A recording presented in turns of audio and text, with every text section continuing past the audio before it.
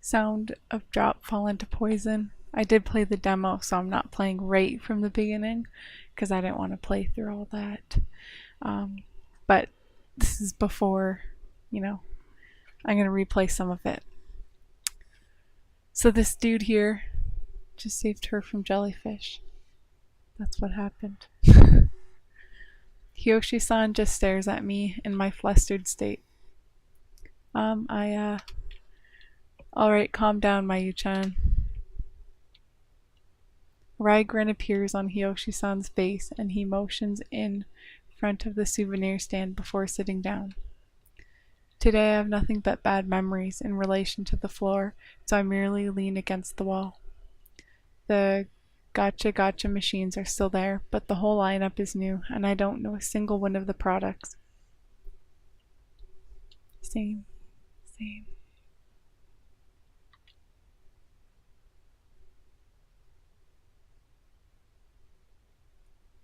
How dramatic. I was planning on streaming sooner, but I got busy over the holidays. Well then, have you calmed down a bit? Yes, thank you very much, Hiyoshi-san. Yeah, I'm glad. And you can call me by my first name. I don't really care about who's older and who's younger. They're all the same. Pick the middle. What is it you know about this aquarium, Hiyoshi-san? Jeez, I told you you'd call me by my given name. That wry grin appears again, but there's nothing I can do. I have some hesitation about actually calling an older guy by his given name, and I've only heard his first name once, so I don't really remember it. After that, Hiyoshi-san makes a serious face.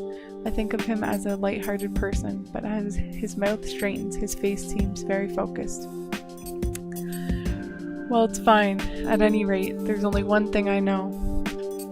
This is Manton Aquarium. But it is not Manton Aquarium. It's not Manton Aquarium? Something like that. I don't know the principle or the cause behind it, but this Manton Aquarium is on a distinct time axis from the one you and I visited earlier, Mayu-chan. That's what I think. I can't think of it as anything else. A different time? Whether past or present, you could even call it a parallel world, Hiyoshi-san adds. I can't understand what he's saying, not in the least. How do you know this, Hiyoshi-san? That is... Hiyoshi-san mumbles and snorts. He looks my way and smiles bitterly. Mayu-chan, didn't you meet any friends or acquaintances from long ago? Huh? On the contrary, you didn't see any staff or other customers, did you? His words seemed very enlightened. I couldn't think of a single thing. After all, I had just come from that experience firsthand. You saw your sister! However, there was something that bothered me as well. Hiyoshi-san had said long ago, Mary, who hadn't changed since that day. But then why? I don't get it. That bit about long ago. Therefore, I rejected it. In doing so, I could affirm the fact that I had reunited with Mary. We have to find her, actually, to reunite.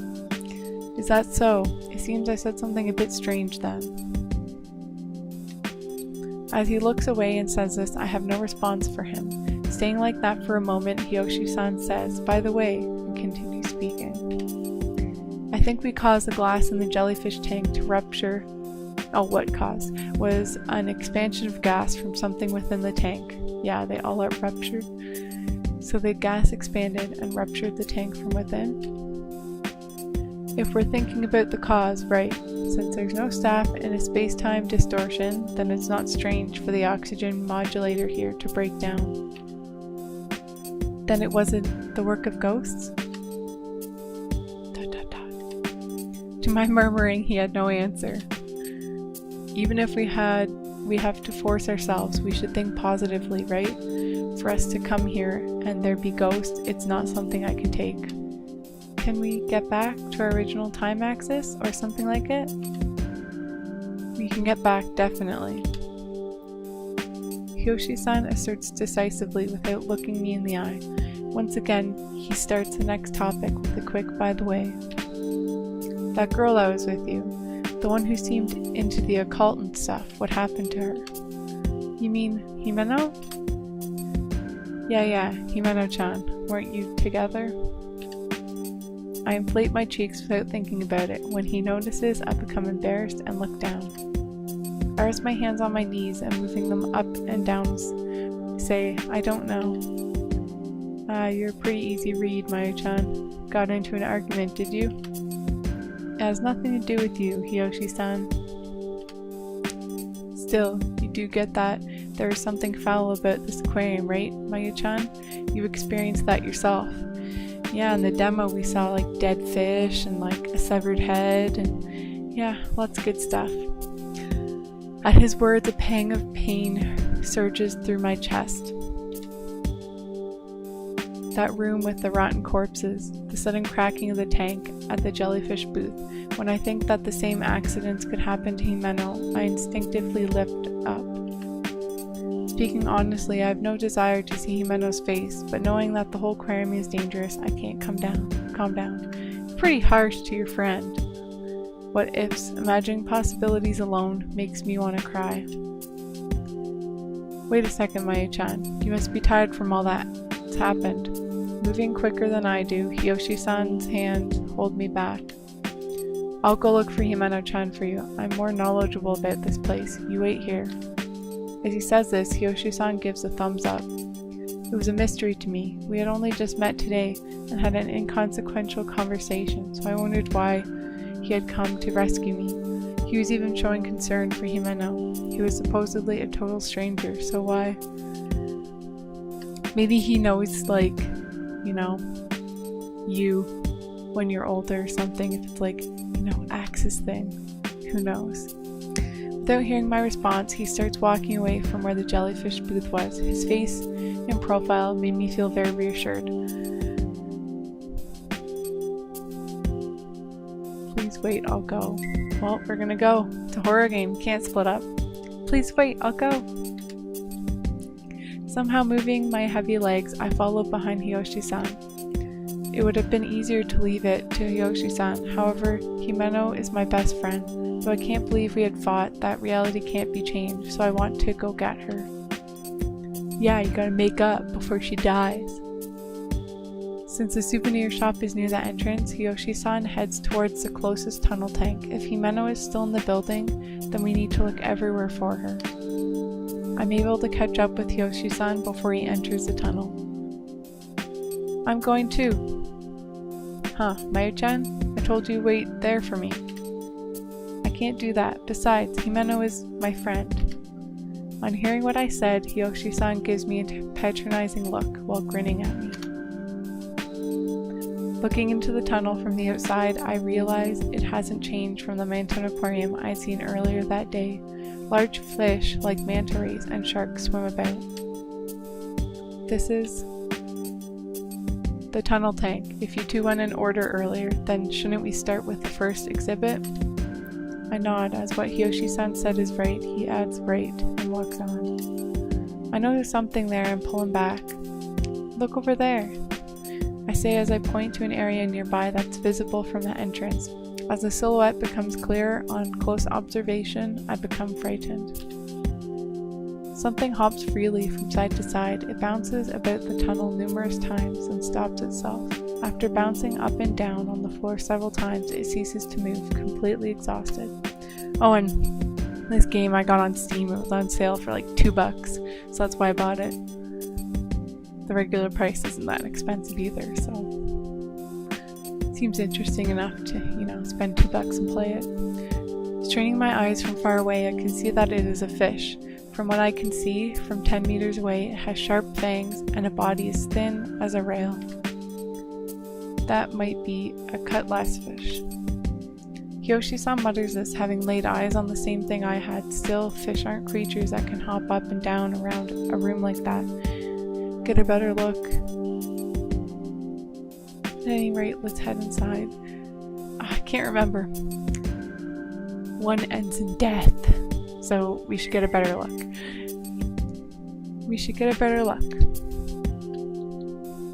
After waiting near the entrance for several seconds, a fish resembling a cutlass fish bounces around the tunnel, then flops down on the floor, causing the amount of fish corpses on the floor to increase. The gathering of numerous fish scales reflects the fluorescent light back like a kaleidoscope. Though it is the same as the fluorescent lighting, the light reflected back is vivid, putting the sensation of the scale's slipperiness in my mind. Ugh, that's pretty creepy. Hiyoshi-san's lips curl up in disgust as he grumbles. I also thought it was creepy, but compared to the rotten corpse I had seen earlier, that was as far back as I allowed my memory to go. Could that be? In contrast to Hiyoshi-san, who had averted his eyes, I just continued to stare and was able to pick up on something. Those fish hopping around, they're coming from below, from that place that looks like a vent. From the beginning of the tunnel, the fish hop intermittently. It doesn't appear as though they are going to stop, with the new fish popping up after a fixed interval of time passes. It's kind of weird. The fish mechanically shoot out of the vent, ricochet about the tunnel at high speed, then finally, their vigor exhausted, die as they land in a pile on the floor. Interesting. At the moment they fall, the fish's long narrow bodies wriggle like snakes. They collide with other fish as they cease moving, the next fish hopping to its death in the same manner. They are good eye, Mayu-chan. So many strange things have happened that I'm probably becoming used to them. Unable to bear these strange circumstances any longer, a self-depreciating smile reaches my lips as I give a light laugh. Whoa. At the same time, as a fish leaps up, Hiyoshi-san takes a handkerchief from his pocket and tosses it into the giant cylinder. The fish pierces the handkerchief once as it dances in the air, then the fish passes through it a second time, then a third time as it bounces repeatedly. OP fish. In an instant, the fabric he tossed has become dust. On placing myself in the handkerchief position, I subconsciously cover my neck. It shouldn't penetrate this. Himeno. Not having a form should mean it isn't going through. A form, dead body. I didn't want those words to pass my lips, but it was definitely as Hiyoshi-san had said. Mayu-chan, you don't remember where you and Himeno-chan split up, do you? I look down and tilt my head to the side. I'm worried about Himeno. I can no longer make baseless statements like, Himeno is fine, because she is Himeno. The reality is that if Hiyoshi-san hadn't rescued me, I'd no longer be in this world. There's no way I can let that happen to Himeno. I have to hurry and meet up with her, then find a safe place. This is like, you know, I like anime. I watch anime all the time, but like those animes where, well, Inuyasha's when it's like, Inuyasha, Kagome, and they say each other's names like 20 times. Okay, well, we need to do a once-over of the building. Hiyoshi-san knocks on a panel that is to the left if you are looking in from the entrance. I hear it make a hollow sound before he punches the panel in. Making a rattling sound, the panel opens. This isn't just a display, but also a door. In contrast to the nature reminiscent blue exhibit space before the door, a mechanical gray hallway stretches before us. The dim white fluorescent light flickers and fades on and off. And I'm gonna go menu, save, do like a proper save. Because I know there's like a quick save, but I'd rather do the proper one. Wow. Is this the staff passageway? Correct. When I came through here earlier, I saw some employees, so I was lucky it had been left unlocked. Could the fact that the lights are on mean that someone just came through here? Even if they had, that person should be aware of all the unusual phenomenon here. Anyway, if we go through this passage, we can circumvent the tunnel and look for Himeno-chan. Alright. Hiyoshi-san walked ahead, taking several steps before I stepped in. I was hesitant about walking through the staff passageway without permission, but it was certainly better than going through the tunnel tank. Moreover, if we are able to come across a staff member, we might be able to gain some information about this Manton Aquarium. Big Sister. The staff passageway is approximately 10 meters, just wide enough that people can barely pass each other. Walking up ahead of me, Hiyoshi-san's shoulder width is so great that I wouldn't be able to pass him unless he turned sideways. Come on, that hall looks pretty big to me. How big are his shoulders? Even more than before, Hiyoshi-san seems stronger and more reliable than ever. Big Sister. This is around where the demo left off. Huh? That voice I thought was just in my head bore a silhouette. The second time it made me suspect that was probably an optical illusion. Behind me, I was sure I had heard a nostalgic voice. What's up, Maya-chan? Hiyoshi-san asked me without turning around. I squeak out that I'm fine and turn my attention to his back. Big Sister. However, that was my confirmation. It was neither a visual nor auditory hallucination. The voice calling me, Mary's voice, calling me Big Sister, had definitely come from behind me. I don't know, if that was me, I probably would have looked behind me before. Mary! Unable to hold back, I let that name slide from my lips. The next moment, I wanted to see Mary so bad, I turned back. Oh, you can't, Maya-chan. My eyes open wide in surprise, as if Hiyoshi-san plants himself firmly in front of me, arms spread wide. I had unconsciously backtracked to the passageway entrance, back to where we had started. That's anticlimactic. Huh? Suddenly going back, don't you remember where we came from? Where is Mary? I see. You moved without hesitation, as if you had been called, so I thought that's what it might be. Calm down, Maya-chan. There was nobody there. Huh? But the voice. There is no voice, alright? Calm down. You have to calm down. Don't tell a woman to calm down. His expression as he calls for me to calm down is frantic. A crease appears in his forehead as he strains his voice. I steady my breathing as I stand in fear of his threatening attitude.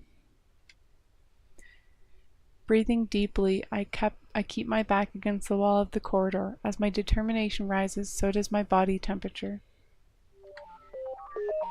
Listen, calm down. What's wrong with you, Kenji? Calm down, calm down, calm down. Hiyoshi-san, I'm alright.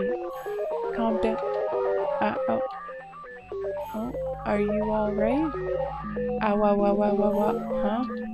My words don't seem to be reaching Hiyoshi-san at all, as his eyes open wide and his voice rings out.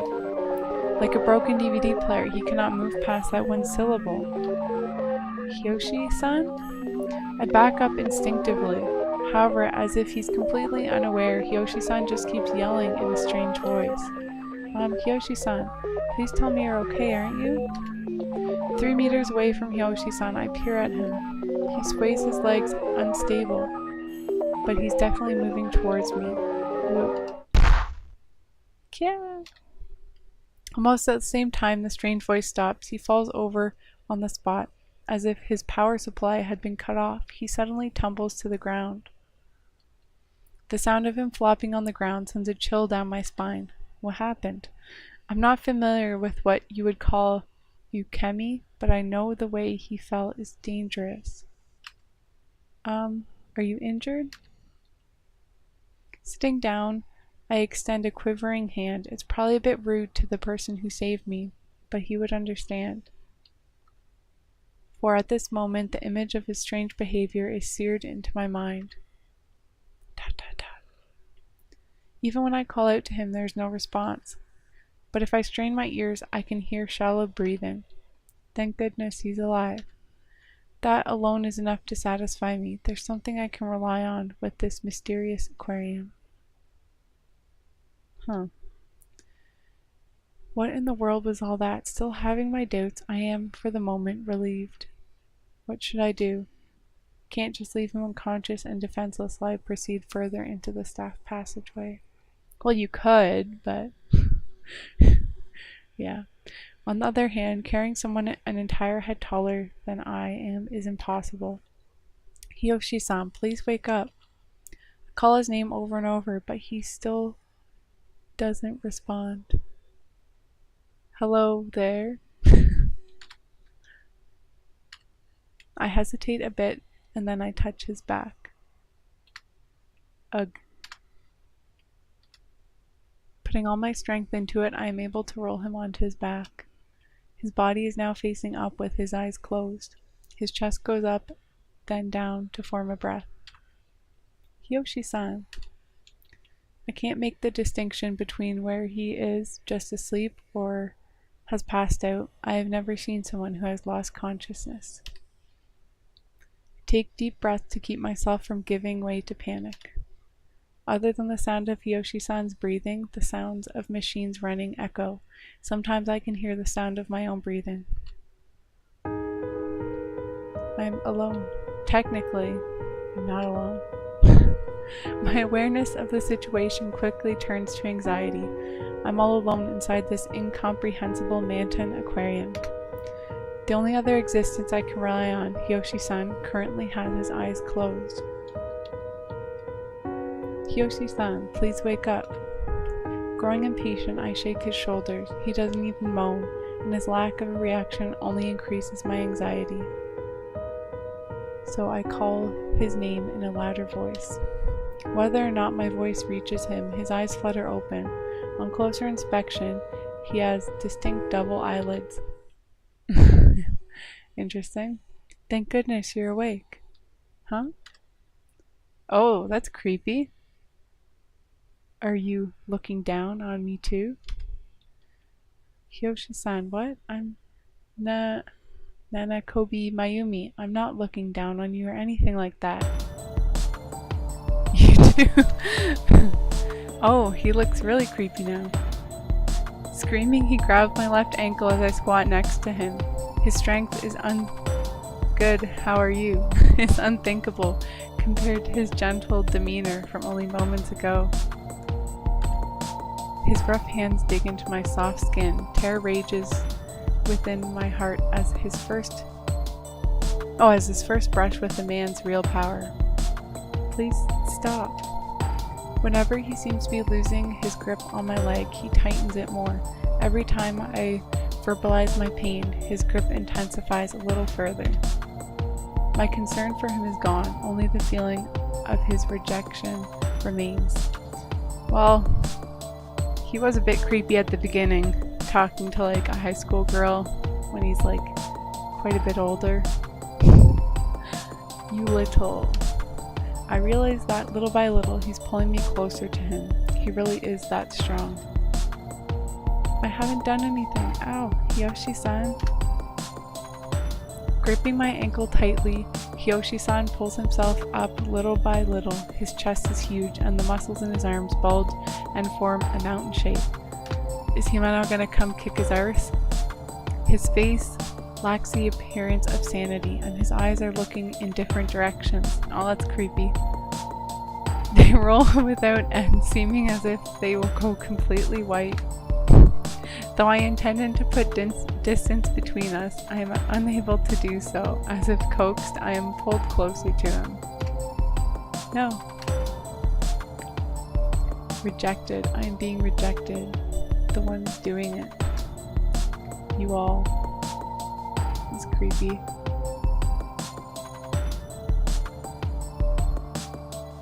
Oh, well thanks for stopping by. Yeah, I'm just playing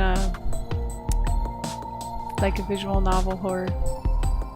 It seemed interesting. I play other games too, but I just wanted to play this one. While standing himself up, he sluggishly lifts his left hand. His fingers point in my direction. There is no mistaking his intent to grab me with both hands. Yeah, I played Doki Doki on stream before. That was a good game. I didn't look into it before I played it at all. It's pretty creepy. But a good game. I got the good ending. His finger is pointed in my direction. There's no mistaking his intent to grab me with both hands. I'm filled with the desire to be free from him.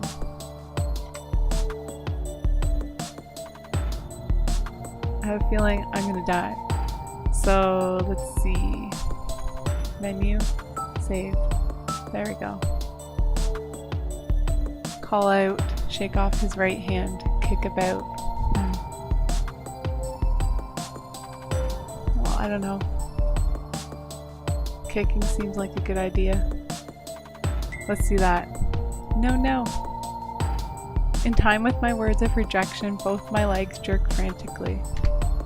At any rate, I don't think I can take it if he grabs my right leg, so I struggle with all my might, not even worrying about whether my skirt flips up.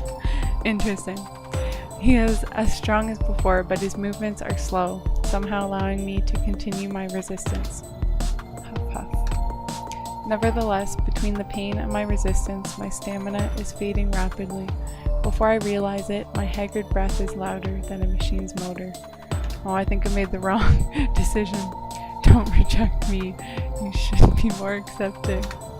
Creepy old guy. Hyoshi's words give me an unchanging, disordered image. Whether he's given up on grabbing my other leg or not, his body leans toward me. The upper half of my body falls back, but he quickly yanks my leg and throws off my balance. Yeah. So you saved me from those jellyfish just to, like, you know, do whatever, like kill me. Upon hearing me let out a scream, the corner of his mouth twitch. He's enjoying this. Yeah, freaking creepy face.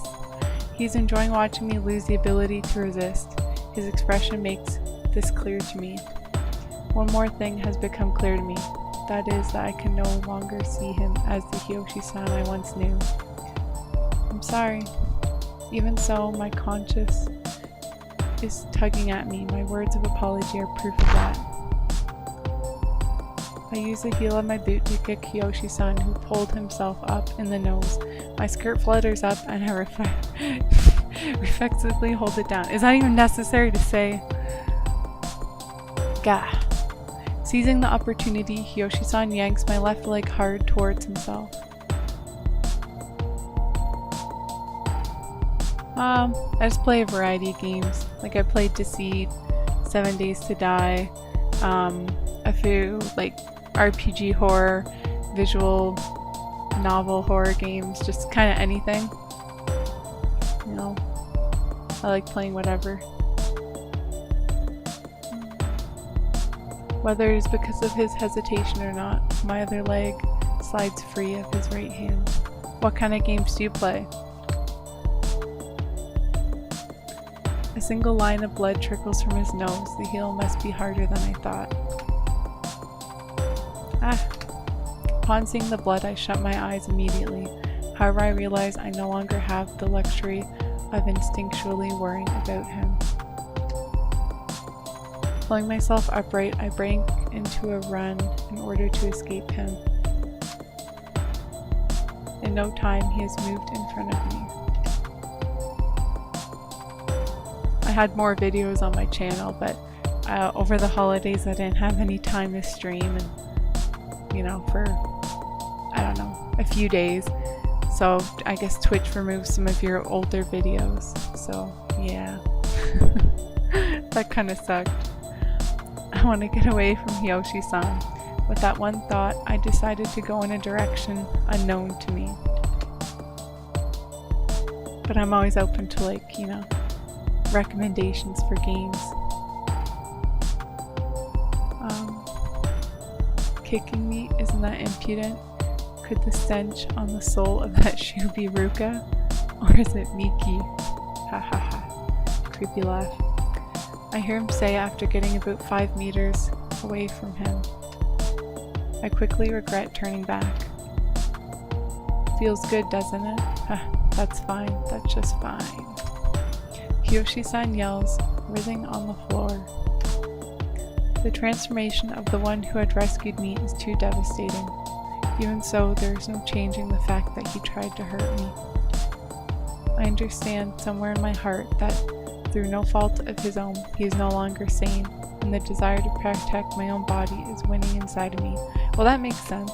You should protect yourself. I'm sorry, but... Okay.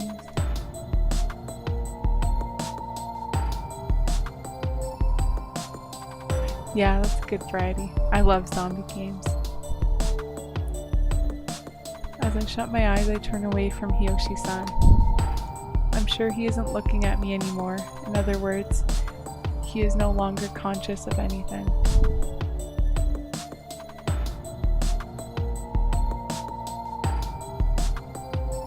Action games are good too. I haven't played any like Batman or anything like that.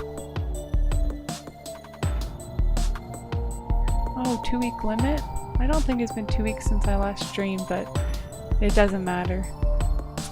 They're already gone.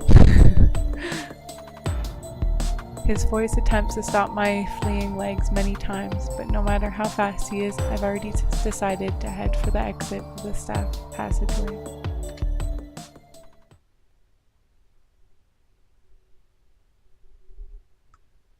As soon as the door is between us, I put my ear against it and listen to the sound in the passageway I just left.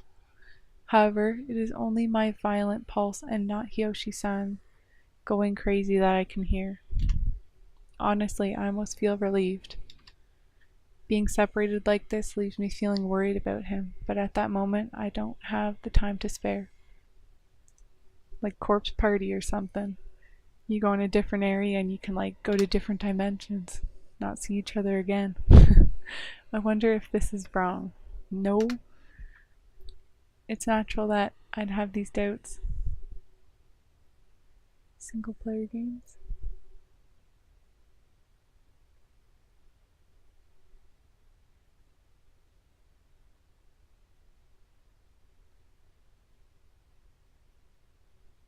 I like single player games. It's nice playing with other people and, you know, you can talk and have fun. But I find a lot of people nowadays get toxic, which I don't really like. I say over my shoulder. The only thing to respond to my words is the wind rustling my hair. That's right, this is... Where's wind coming from? Finally, I begin to confirm my location. This place is semi-outdoors and even colder than the passageway, despite the fact that it's summer. I shiver instinctively. Outlast? No, I haven't played those. I've seen people play them, but I haven't played them myself. Kind of want to, just to, you know, it's nice to play the games yourself as well.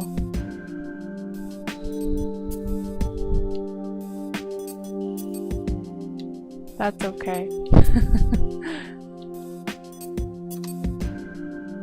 Below eye level, there are several plastic chairs in a row. In the center of the chairs, which are lined up like dolls on a tiered stand, is a stage that is a little smaller than a school classroom. Bowls and buckets are lying atop it. In the center of the stage is something resembling a small shed. A stage? That's right, for things like the sea lions. A stage, one facility that no aquarium should lack. From kids to adults, the show is something everyone can enjoy. This small city aquarium, Manton Aquarium, still has a stage despite its size. Looks like it hasn't been used in a while. Upon muttering this, doubt enters my mind. Hiyoshi-san said this place was on a shifted time axis. Even so, each section just feels too different. The Fish of the World booth, where the first strange phenomenon occurred, the jellyfish booth, and tunnel tank. Thinking back on them in order, they each felt like their own distinct time period. The countless fish that decayed, the immensely entrancing beauty. With each new facility I entered, the look changed. Ridiculous. There can't be.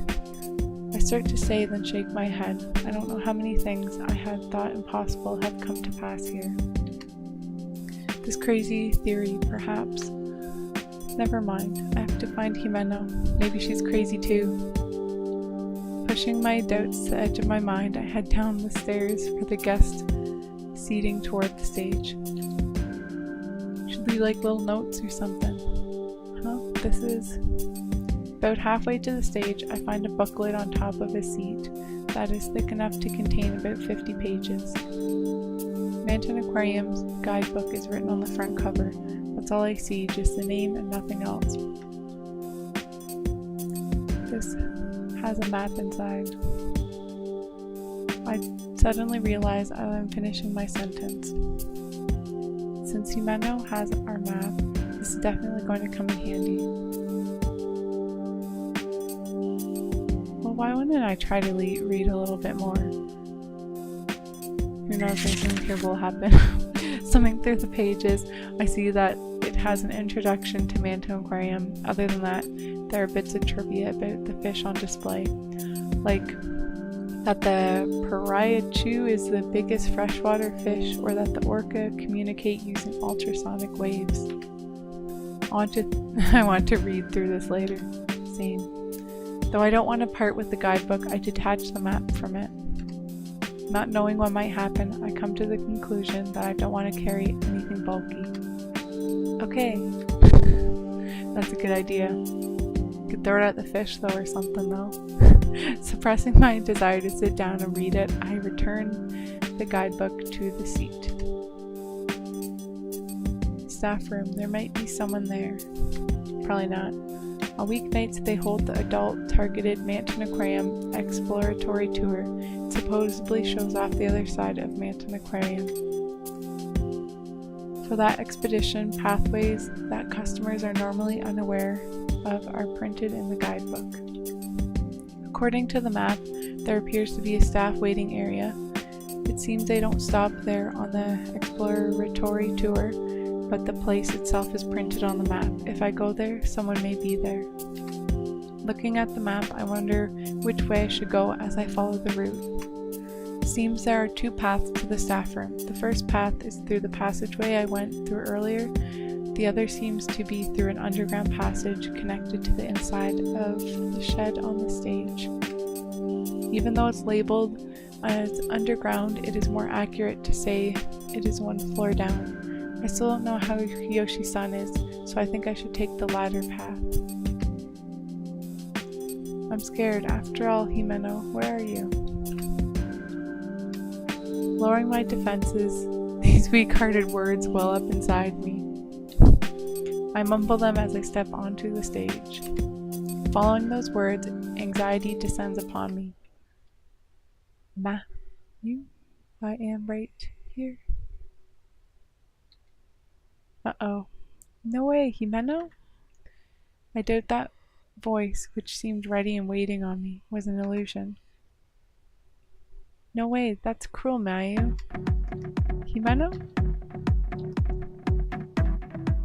I can hear Himeno's voice, but I can't see her. Where is she? I think as I glance about the stage, Himeno is nowhere to be found. Is it gonna be something creepy? That's right, inside the shed.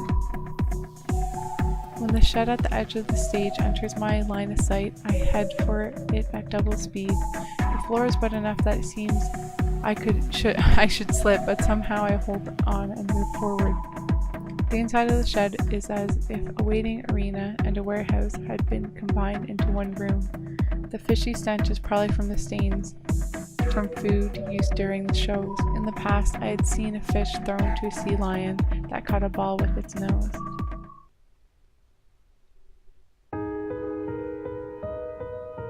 Dead body? Oh. Himeno. At the edge of the shed is a plain metal chair against the wall. Himeno is leaning against the back in what appears to be a state of total exhaustion. You?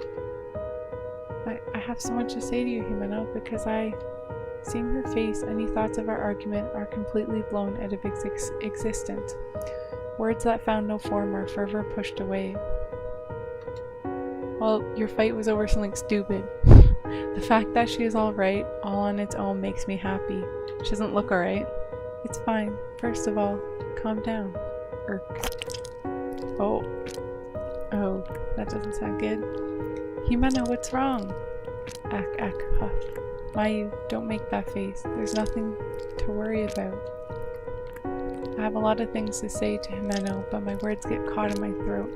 Those are like gross noises. Seeing Himeno breathing heavily, my own pulse quickens. As I stand there, forgetting how to breathe, Himeno lays a hand on my chest. Even when she had a cold, Himeno would still come to school with a smile on her face. When she got injured at a club, she wouldn't take time off from gym class. That's why, even in this aquarium, I thought somewhere in my heart that Himeno would be fine. You thought she'd be fine in a place with dead bodies? Because she's fine at school? Please. If only we could reunite, surely she'd lead with a smile. We'd go home side by side. That had been my hope. I'm sorry, Mayu. I don't think I can make it. What's wrong with her? I don't see any wounds. It's so easy for Himeno's soft complaints to punch me right in the heart.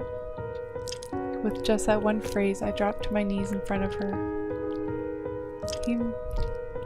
Mayu, get up. I won't know because I shake my head at Himeno's words. I can't remain standing, not while seeing seeing my precious friend like this and hearing her frail voice. Oh. Every time Himeno speaks, she spews white nematodes from her mouth. Oh. I'm not sure if she is aware of it or not, but thin creatures that look like mealworms wriggle at her feet. With a clatter, Himeno seems as if she might fall from the chair. I support Himeno from under her arm, propping her up. Thank you. Don't thank me, Himeno. What happened? Himeno's body is hot, the same as when I had my 104-degree fever. No, higher than that. I'm glad that I got to see you again, but I didn't want you to see me in this state. Ew. Unable to finish what she was saying, Himeno coughs up several nematodes along with some spit. Oh. I don't want to see it. Not necessarily because it's weird or disgusting. I just don't want to see Himeno this way. She's bleeding from her eyes. Himeno, let's go to the hospital. We'll eat ice cream, alright? Yeah, go to the hospital. Can't even get out. Ha, that's probably possible now. Hearing the words that had fallen instinctively from my mouth, Himeno smiles back at me. Even as I ignore the lie in Himeno's smile, I still become aware of it. It's not impossible. Mayu. It's not impossible. I'll take you to the hospital, okay? So let's go. Thanks. That you feel that way fills me up. It's not just my feelings. Got it, Himeno? Can you stand? Don't overdo it, okay, Mayu? That's right. I wanted to apologize to you, Mayu. In an attempt to lend her my shoulder, I take Himeno's arm, but she quickly brushes me off. Himeno's hands are shaking. Despite this, she reaches into her pocket and pulls out the keychain. That's... Yeah, by the way, when I thought back to when I picked it up, it was most likely wasn't yours, Mayu. I'm such an idiot. You're not. It was because I didn't listen at all to what you said, so... because I was so convinced you had dropped it, Mayu. Thinking back. She's repeating the same thing over and over. Himeno's consciousness must be getting hazy.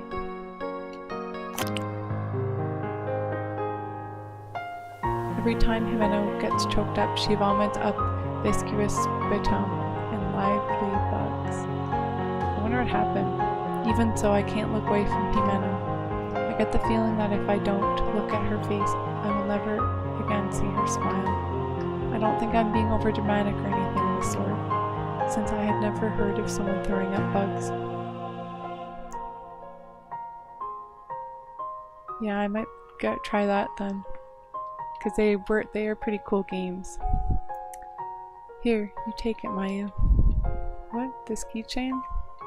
Yeah, there seems to be no mistake. Someone dropped it. That's why. Give it back to them. I do like challenging games. I played, I think it's called Faust's El Patrium or something. I don't know how to pronounce it properly, but I had a couple little puzzles in there, and I did figure some of them out, and I had to look up other ones because I was like, I have no idea. But I did play like the original, like Resident Evils, like 1, 2, and 3 for like PlayStation. Those games are fun. Give it back. We're going back together, right? Mountain Aquarium is small. Surely we'll find them right away, won't we? Geez, Maya, you idiot. Can't you tell by looking? There's no way I can go home. No, don't, Himeno. If you say that, it'll come to pass. Yeah, you're jinxing it, Himeno. Himeno places a keychain in my palm, then softly places her hands once more on my shoulders. She moves her hands from there to the back of my head, then with a light feather-like sensation, she pulls me close to her. I wonder if she like fell in something with bugs or something. Himeno. Might you get home no matter what. That hug lasts only a few seconds, then Himeno lightly pushes me away. I couldn't take it. If I infected you, irk. Just leave me here. Blah. Right at the end of her sentence fades away, her head flops forward. No way, no way. Himeno's body with her eyes shut and not even one fingertip moving is hot. Even so, Himeno won't turn her smile my way. She won't respond to my voice. I wonder if anything's gonna pop her out of her like alien style.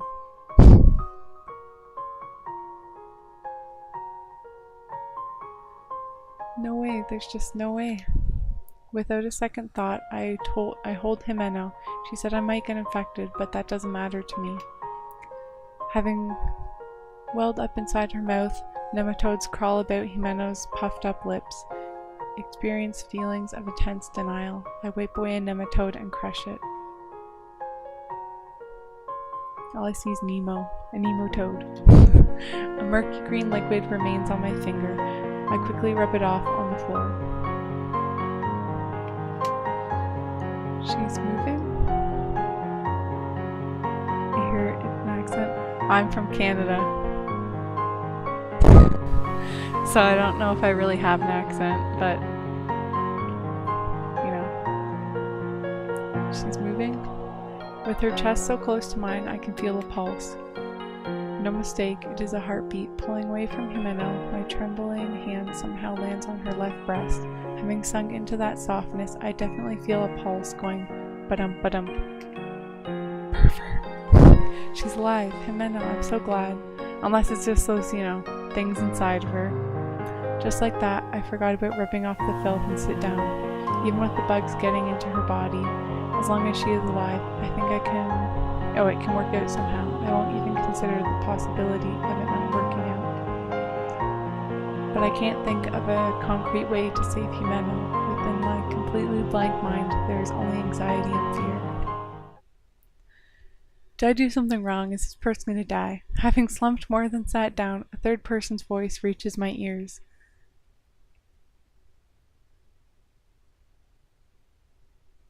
Why am I going to pronounce those?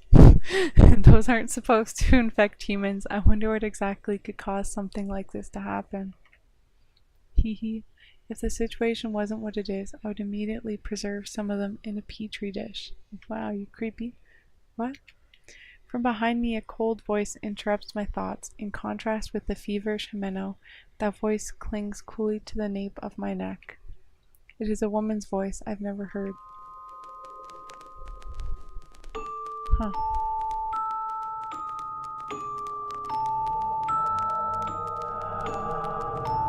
Oh, okay. Unfamiliar woman.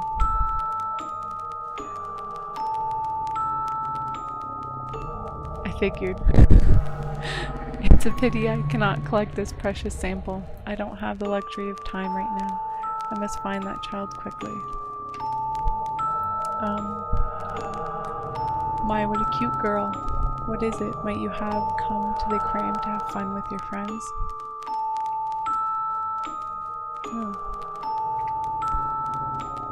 aquarium? This is Mantum Aquarium, right? That's right, me and Himeno. So this girl, she's called Himeno-chan then. The woman looks to be in her 30s, her blue eye shadow leaving quite the impression. Her appearance coupled with her calm manner of speaking both tell me she must be quite mature. Yeah, really. Her light-colored hair is collected in an updo and her suit is impeccably chosen. Those clothes, could you be an aquarium staff member? Is that like Reiko? Yes, I am. Oh my gosh, I don't think I can pronounce that. Saganuma Reiko. At this aquarium, I am, I suppose, a representative of the director. Like a vice director? A little bit different. It would take some time to explain. More importantly, you should move away from Himeno-chan. What a weird smile you have there. Huh? That woman called Himeno by name with a cockish tone, or whatever, tish tone. It gives me the impression of being very forced. Crossing her arms as she looks down at me, the woman narrows her eyes. Would it be easier for you if I use the word infection? You have a wound on your leg, don't you? It's as if their fertility has intensified, meaning there are probably eggs amongst all that as well.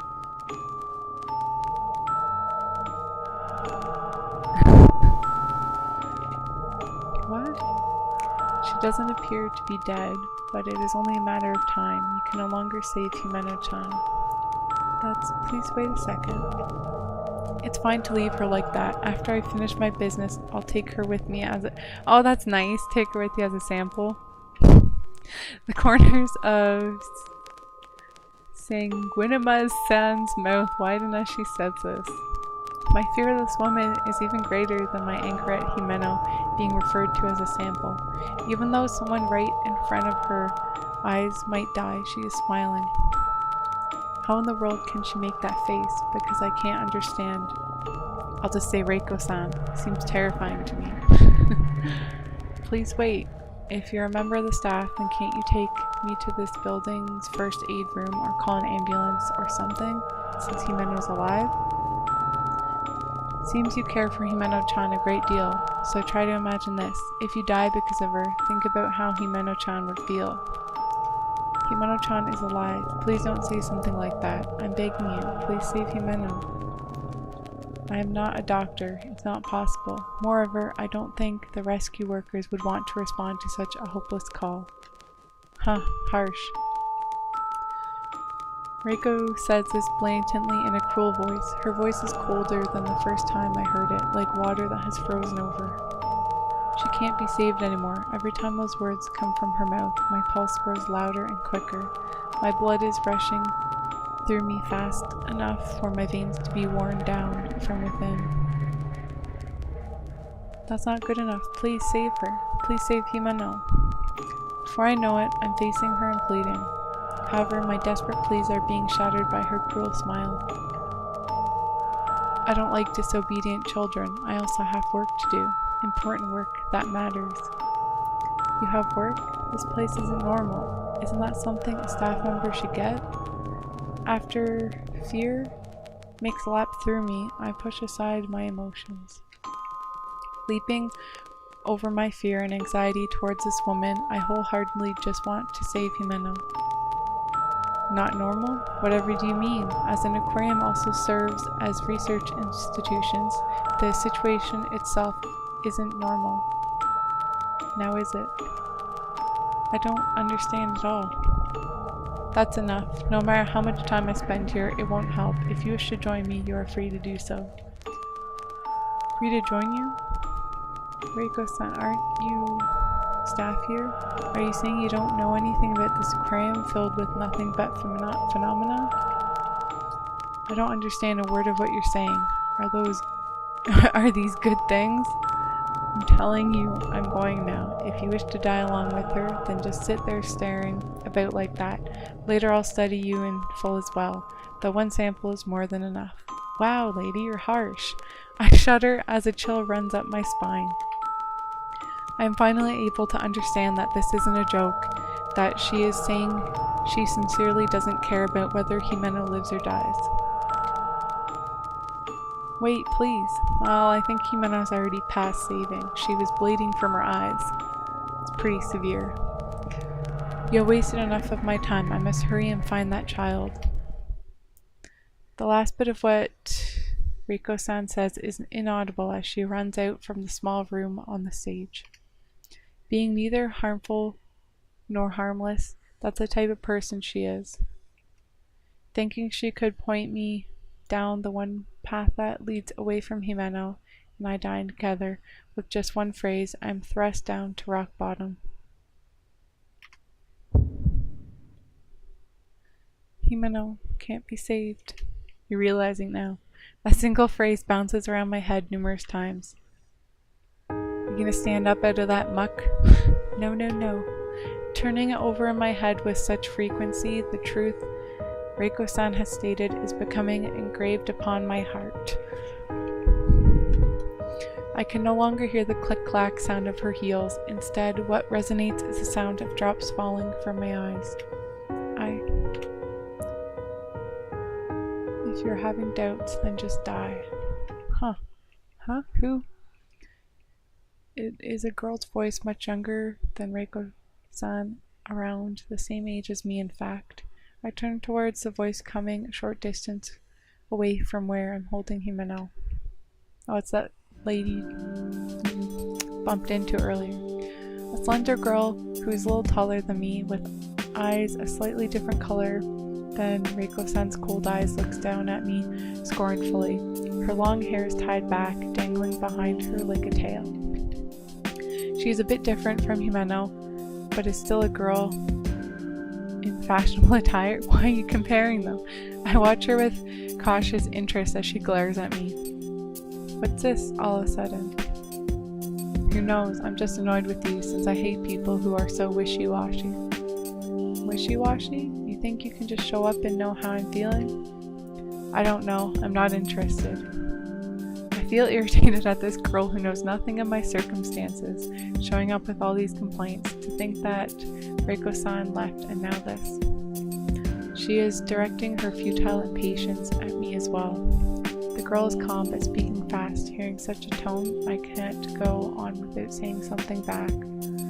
If you're not interested, then why did you speak to me? More importantly, you haven't gotten swept up in anything dangerous, have you? Who knows? What's with that answer? Just say what you want to say. How mean.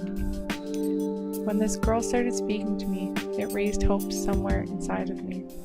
I briefly hold out hope that she's talking to me because she knows some way I can save Jimeno. That's why I begin to feel something more than just irritation towards this girl, who has come to kick me while I'm down. Yep, that girl's gonna get eaten up by bugs and die, right?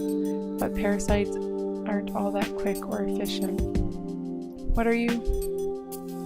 Because it's this Bantam Aquarium, she will die. If it were me, that's what I would think. Then what are you saying? My heart begins to beat faster at her words. Now I regret placing so much hope in this girl. Nevertheless, from her way of speaking, could it be that? If you get out of here, there may be a way to cure her. If it comes down to crying and dying, I would fight back rather than giving in. Cure her? Just now you said cure her. Really? But that staff member earlier said she could no longer be saved. I don't know. There's no guarantee she can be saved, but the one who said she couldn't be saved was an employee of the aquarium, right? Not a doctor. Not a doctor. She seemed like she knew a lot about parasites, but sure enough, that one woman was not a doctor. She said so herself.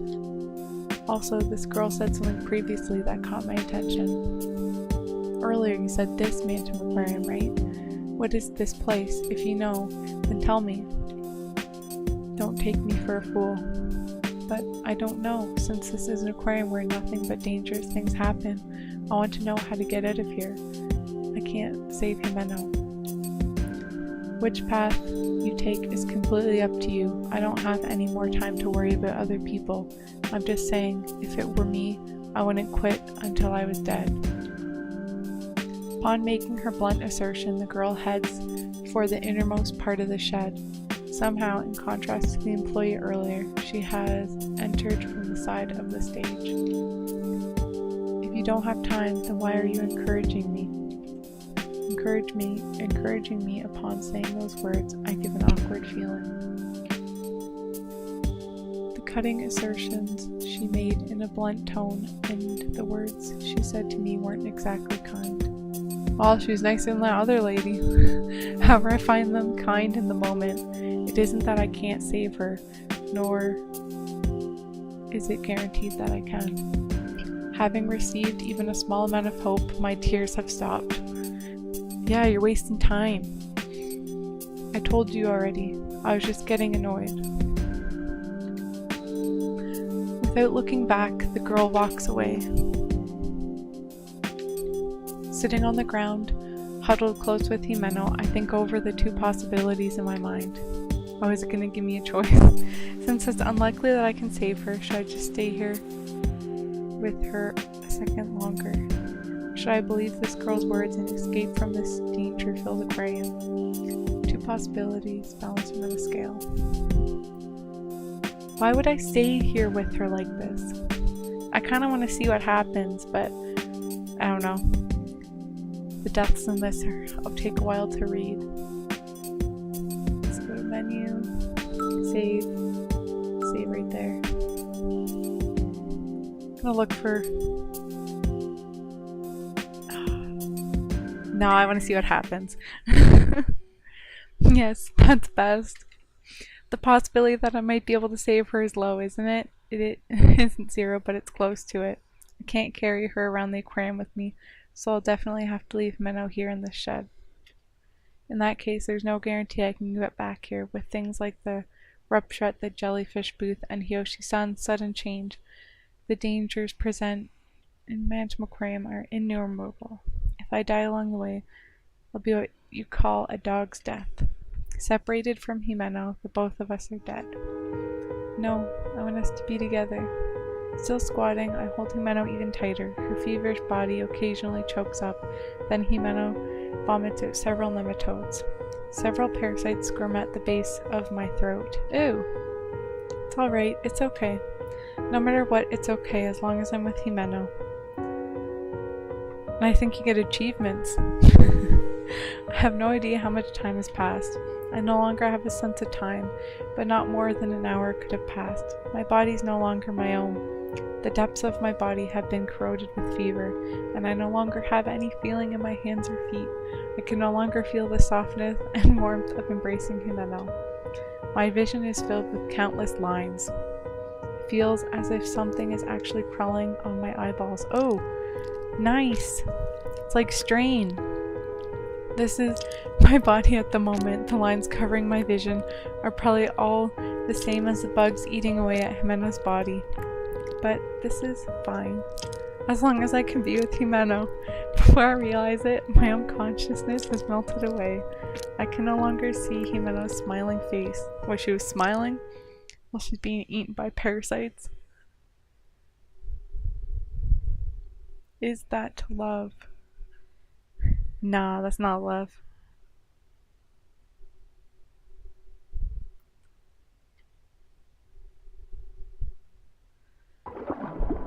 Bad end. Nice.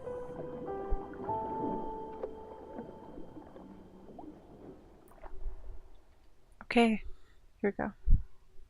I had to see what happened. I'm just too curious.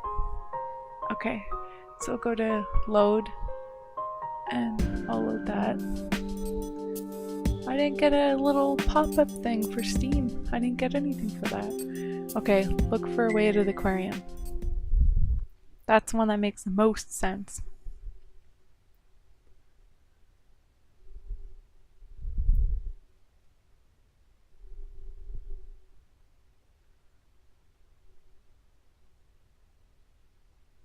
Yeah, it has quite a few endings. The possibility of saving Himeno is probably zero. Or just as the girl said, it may not be zero. It is not completely outside the realm of possibility. Moreover, Mary is here, just as she appeared that day. Mary is here.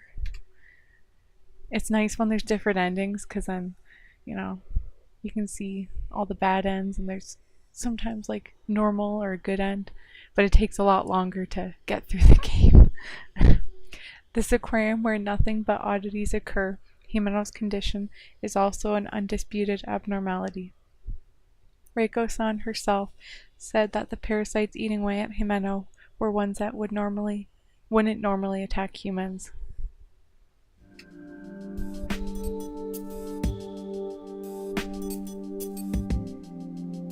Yeah, I like games with different endings too. Just like Doki Doki. I had to play through that a few times to get the good end. Heavy Rain? No, I haven't played that game. I think I watched someone play that as well though. There's lots of games I want to play. If that's the case, I have to go. Right now, the only one who can save Himeno is me. It isn't as if the staff member or the mysterious girl or Hiyoshi-san or anyone else will save Himeno. Yeah, I mostly was like watching people play games. Because it's easier, you can just do whatever and then watch someone stream. Rather than you playing the game yourself, you have to set time aside to do that.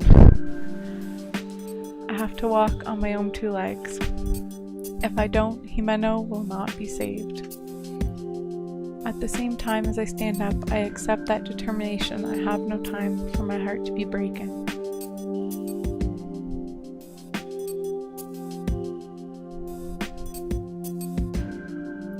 My legs are still shaking, but all I have is the certainty that I am standing right now. I spread a nearby blue tarp on the floor and lay Himeno on top of it. I find a towel, fold it up several times, and lay it over her. As crass as it is, she now has a futon and a blanket. Oh, nice. Just a little while. Just wait a little while. First, I should check the entrance once more. If we came to this warped space-time Mantum Aquarium, then somewhere there should be a connection. Shouldn't it be one way? I can go back to my original idea, deciding to head for the entrance gate. If I can get out normally from the gate, then next I'll seek a safe route. It will take some time for me to move Himeno, so I need to carefully ensure that no more phenomena will occur. In the event that I can't get out through the gate, it would mean that we're trapped inside Mantum Aquarium. If that's the case, then look for a way to break out of this cage. Circumstances won't be any worse, just different. It will all be right. It will be alright. Hold on. Couldn't read for a second. My plans clarified. I feel as if even I can do this. I have no special skills and my personality is probably introverted, but my desire to save Himeno is second to no one's. Okay, in that case, go back where I came. Go back using a new route. Well, I think I'm gonna go... I think I'm gonna go using a new route, because last time when I went back the way I came, something terrible happened and I died. In order to get back to the gate, it seems there are two similar routes, but I'm afraid to take the path containing the insane Hiyoshi-san, and that as well. Hiyoshi-san was clearly not normal. He could be gone by now, but I have the desire to save him, but speaking honestly, protecting myself takes priority. Moreover, as opposed to Himeno, he didn't seem to be headed down a straight path to death. If I can get out of the aquarium, I should go check on Hiyoshi-san's condition once more at that time. Because there's no change in the fact that he is the one who saved my life. I head back inside the shed and decide to move on using the underground passage, even if by accident. That was the way the mysterious girl had disappeared.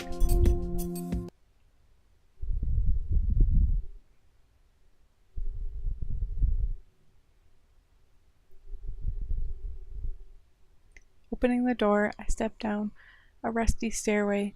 It's a spiral staircase, and as I step off at the very bottom, I see a dim underground passage stretching out before me.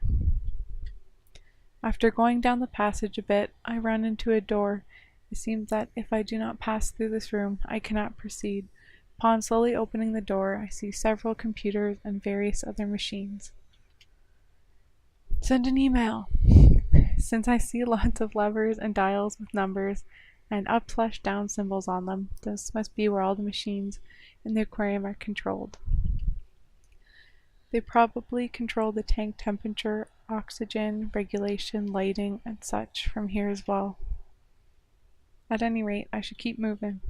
Yeah, keep moving. I want to see some cool stuff in this game. As I proceed, the sound of my footsteps echoes with a click-clack, click-clack. An echo lingers with a click-clack sound. Figures this place is creepy too. I mumble something like that after all that has happened. Even as I reflect on this and walk on, a jarring sound blends in with my footsteps. What was that sound just now? Ugh. Puzzled, I strain my ears and can hear someone moaning. The voice is coming from my destination, the interior of the cellar. Despite my hesitation, I proceed onward with caution. Please, help. What? After taking several steps, the voice becomes clear. Peering through a gap in the machines, I discover the origin of the voice. Who is it? Oh. That's interesting. Yeah! I scream without thinking in a corner of the control room. Something completely detached from reality is taking place. Is that an orca? But how? I give voice to what lies before my eyes, a plump round body with a distinct contrast between its colors of black and white. On the opposite side of its sharp, shark-like fins is its mouth, which its teeth... Oh, its tapered teeth all lined up. That's right, orcas are swimming around in here, in this room with no water. They swim about in the air. Wow. Interesting. It isn't just that they float in the air, they move and swim about using their fins and bodies. Orcas could be OP. Moreover, there isn't just one, two, no three. There are three of them swimming right before my eyes, marine creatures that are much longer than the span of my two arms if I were to spread them wide. Yeah, orcas are quite a bit bigger than that. How? Yeah, the music in the game's pretty good. The orca continue to swim about, unaware of my presence. No, at this rate, I'll be attacked. As I realize this, I step back. However, immediately after I do so, I catch sight of the owner of that small voice. That girl is... The three orca are swimming around, encircling something as if it were their prey. That something at the center is a girl around the same age as me, a girl I ran into only a short while ago on the stage. Her eyes are wide, and she trembles with a terrified expression, standing stock still as her only escape route is blocked. Her mouth is flapping open and closed, as if she is having trouble breathing. As the orcas swim about, they occasionally point the tips of their noses at the girl. They probably aren't smelling her, the movement appearing to me as if they are sizing her up instead. Huh. Well, save. Right there. I want to try and help her. It could end in death, but whatever. I don't even know that girl's name. However, as things are now, it seems the girl will be attacked by the orca. I push my numerous doubts aside and focus only on that fact. I want to save her. Thanks to those words welling up inside, I can no longer say this doesn't concern me. Moreover, if it were Jimeno, she would surely get involved. Even if I saved Jimeno after ignoring someone in trouble, she wouldn't be happy about it. I'll save that girl. Someone. I hear those timid words she mumbles. What are you gonna do against 3 orcas? Little by little, the 3 orcas swimming in the air seem to be tightening the circle they have made. I have to hurry. But what should I do? Oh no! Voicing my doubts, I look around. Fire extinguisher, I wonder if I can move the machine with a computer. At any rate, I have to get away from that. Doesn't seem helpful. I don't think a fire extinguisher would do that much for orcas. Move the machines. This person probably isn't tech savvy, but let's try this. It's dangerous to get close to the orca. That's why I can't think of a way to undo these circumstances. If I had bait, I could probably distract the orca, but I don't see anything nearby. Needless to say, the girl under attack is already playing that role. Something I can use. Hoping it's hope, I place my hand on the computer console. The liquid crystals on the touch panel seem to power on, causing some sort of control screen to be displayed. This is the tunnel tank, the stage, the jellyfish booth.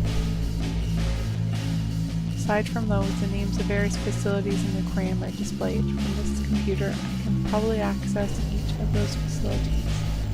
However, now is not the time for that. Anything's fine, just going to other facilities, I touch the selection for the basement level control room. The controls screen for the air, the speakers, and so on is displayed. How much does that habitat of these orcas have in common with real orcas?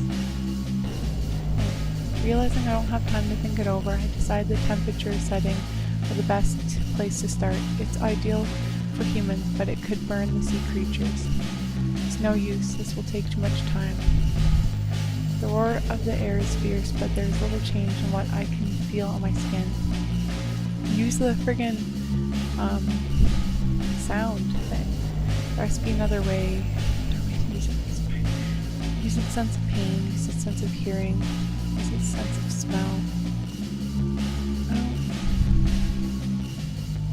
I don't know if pain, maybe hearing. I don't know how their sense of smell is. Let's test it. Hearing. The orca have begun probing the girl with the tips of their noses. Because if they could smell her, why would they do that? I don't know. The girl provides no resistance from her flapping open and closed. This is bad. I have to. Small but sharp teeth peek out from the small opening in the orca's mouth. The tips of the teeth seem to sparkle. My pulse quickens. There's no time to test another method.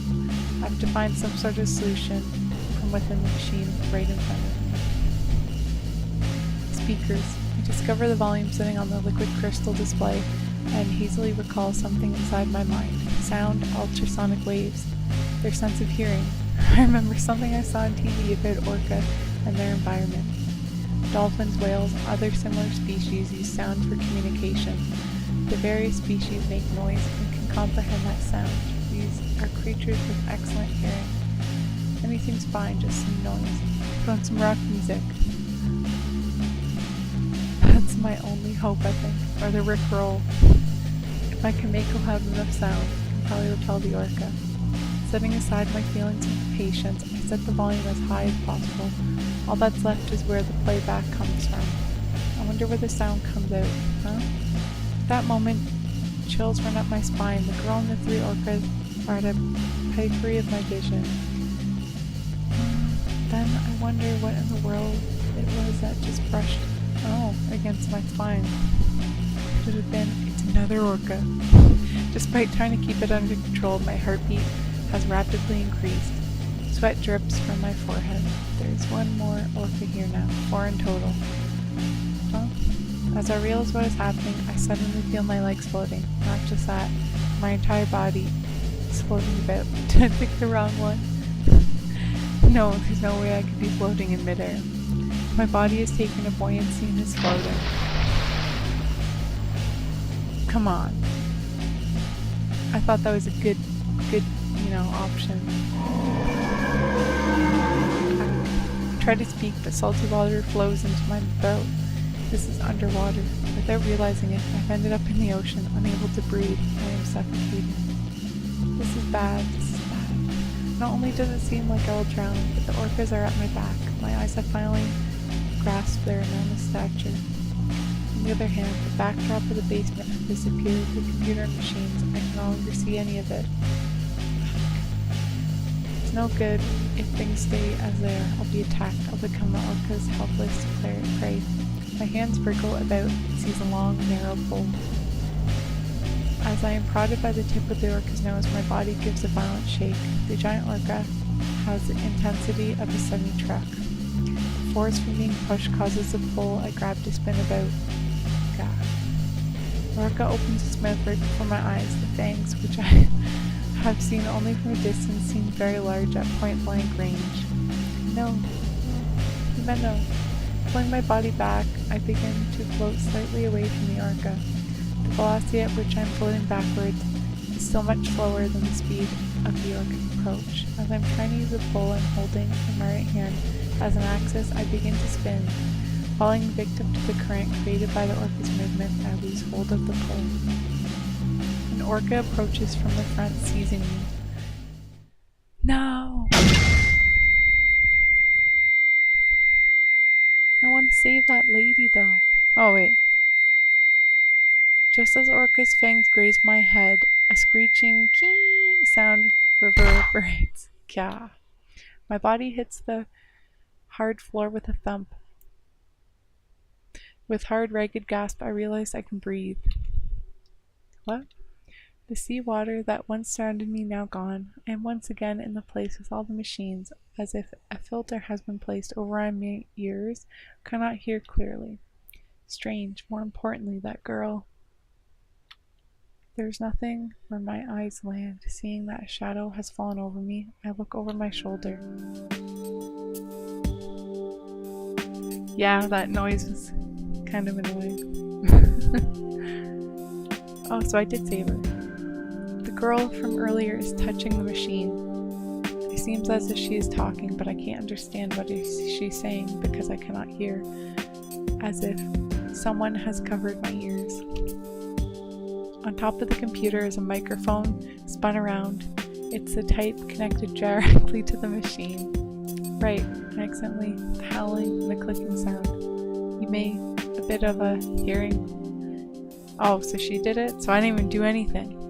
As the filter over my ears fade, I'm able to understand the girl's words. The clicking sound, the ultrasonic waves the orca emit, the loud volume of that sound probably repelled the orca. The illusion of being in the water is also gone. That's weird. Somehow we seem to have escaped danger. As I stand up, I start to feel relieved. Good. Don't start feeling relieved on your own. If you look at the big picture, our situation hasn't changed all that much. True. You're pessimist. Married? What did you say? Long hair and a bit shorter than I. Oh, is that her sister? I didn't realize it earlier, but she has the look of my missing little sister from behind. Her hairstyle and color are different, but something about her makes me feel nostalgic. The girl turns away from the machine and looks back at me. Her eyes are the same color as Mary's after all. Mary had continued to grow. She would surely look like this. Wonder why she wouldn't recognize you then. Give her that little keychain. If you're going to cause a disturbance, don't involve me. Well then. Wait a second. I refuse. What? No concern for me. The girl begins to walk away. She must know something. My intuition tugs at me. Wiping the dust off my butt, I follow after her. It isn't that I'm trying to cause a disturbance. If I truly believe this girl to be Mary, then I may have to deny what I see before me. I only want to speak with the girl. However, in spite of these thoughts, my words will not come out.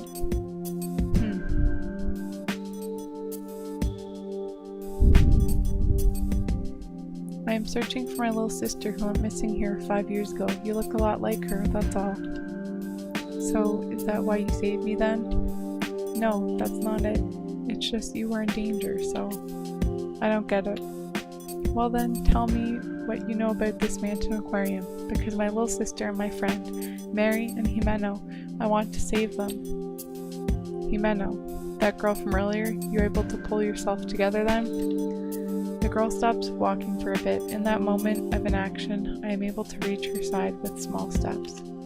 Giving me a sideways glance, the girl speaks quietly. I'll pay back my debt now. Debt? The debt I owe you for saving me. I don't see it as something you have to pay back at all. I think it is, because I don't know when either you or I will die. I should pay it back while we're still alive. So within this malicious Manton Aquarium. Malicious Manton Aquarium? The girl, wow, the place where we're standing. It was born from an incident 5 years ago, a malicious alternate dimension existing alongside the regular one. If it weren't, such a bizarre phenomenon couldn't occur. Malicious alternate dimension? What exactly do you mean? If I could explain it, I wouldn't be having all this trouble. The girl said curtly, and just like that turns around. Her words only deepen this mystery further. This alternate dimension world, could it be like the parallel world Hiyoshi-san was talking about? Wow, you just don't get it, main character. Paying no heed to my being deep in thought, the girl starts walking again. Wait, at any rate, could we at least say we're trapped in this aquarium? To my knowledge, though, I haven't tested that theory. I'm getting out of here, together with someone precious to me, because I will save Himeno. Do what you want. Don't you want to escape as well? If you do, come with me. Let's go together. Say let's go together. That sounds nicer. We'll go together. There's no need. I don't want to run away from this place. Huh. He almost died, and yeah. The girl rejects my proposition flat out, giving the impression that she would never accept. Quickening her pace, she walks back in the direction of the previous room. But I was planning to go this way too. That's right. In the end, moving forward means our destinations are the same. Moving at a trot, I followed the girl. Jeebus, we're supposed to stay together. No one knows horror games?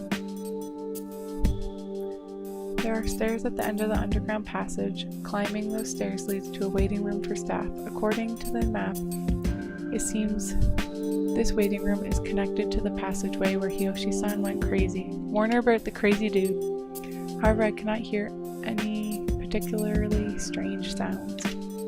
There are various things scattered about this room, and they seem to have been left this way for some time, but it doesn't appear to be in disrepair the way the stage is. Why are you following me? Because in order to find the clues to escape from this aquarium, I have to keep moving forward.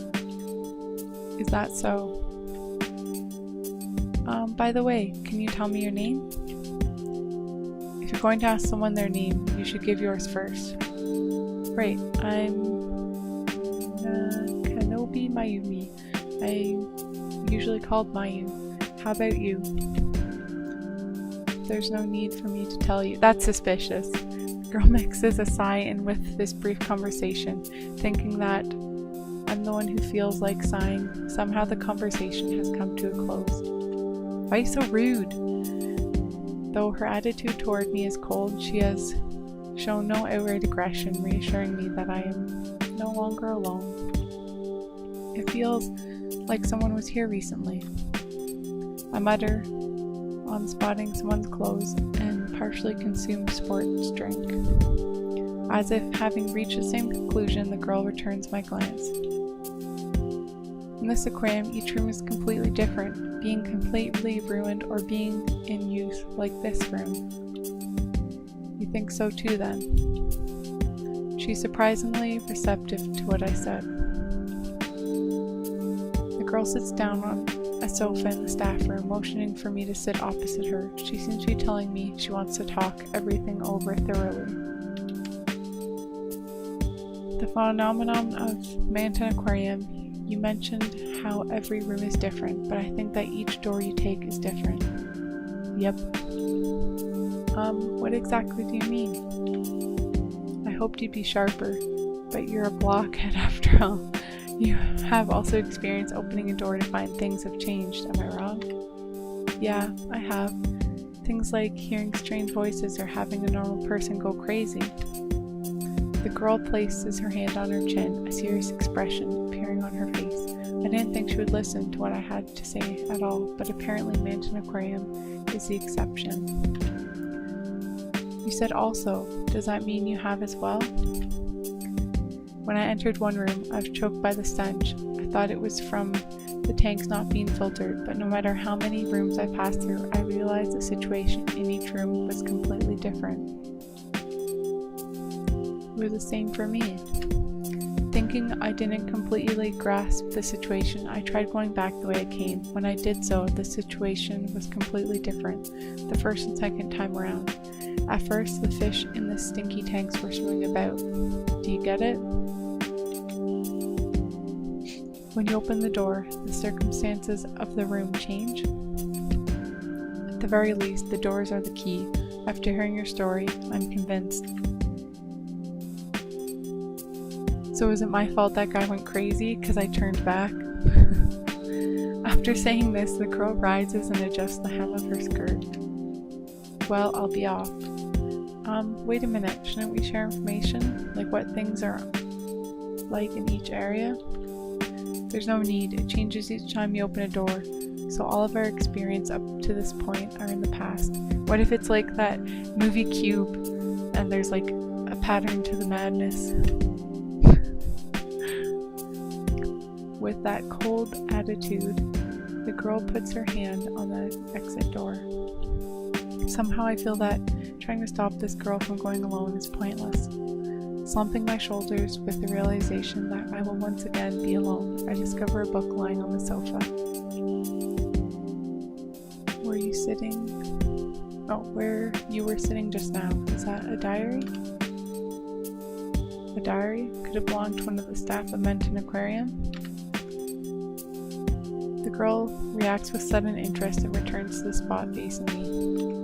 Somehow, just as the girl said, it seems to be the diary of a Manton Aquarium staff member, a bit larger than a paperback. It is similar to a pocket notebook.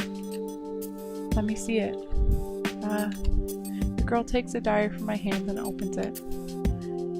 This date is from 5 years ago. From 5 years ago? 5 years ago. Jeebus. How many times am I going to say it? The date Mary went missing, and that the incident the girl mentioned occurred. Manton Aquarium was the thing these two incidents had in common. This diary has something important written inside. This is what my intuition is telling me. I want to look too. Pulling back the girl's arm as she reads the diary on her own, I force my way in so I can peek at it as well. In the beginning, it is all simple description of the person's job. I'm interested in how the fish are cared for and the hidden workings of the aquarium, but now is not the time. The girl flips through the book looking for important information. This is what I want as well. Let's take our time going through this part. The date is one I recognize, a cold day halfway through January. The date of my first visit to Manton Aquarium, the day of destiny. There's been an accident, a big one. The fish in the deep sea fish booth died due to an error in the pressure control valve, and in the ensuing panic, Director Sakagari died as problems with the machinery increased. The loan on the deep sea fish booth hasn't even been paid off yet, but tomorrow will be closed down right away. It's being called a closure, but the staff is being called together. I'm so down. I'm moving on. Okay. The girl continues slipping through the diary. Could this director's death have been the incident the girl was talking about? For some time after that entry, it seems to be just his grumblings, evidently the girl skipping over these parts. Seems this employee was going through some tough times. It's been 3 months to the day since we started operating with the deep sea fish booth closed down. Customer traffic has decreased. even though we do have the tunnel tank and jellyfish booth. Thanks to it being promoted as a date spot, the amount of couples coming in is increasing. Our bonuses have probably been cut, but it seems we can continue without losing any staff. Finally, an optimistic entry. 3 months since the accident, for recovery it happened pretty fast. I don't think I was as positive as he was 3 months after Mary disappeared. Well, it's a little different. Your sister. The girl finally begins to read on in the diary. After a month passes in the diary, the speed with which she flips through the pages slows down. Lately, strange rumors have begun to spread, like that the water in the tanks turns to blood or that the director's ghost swims about. There's urban legends. I don't know who's spreading these rumors, but they seem to be popular amongst high school girls.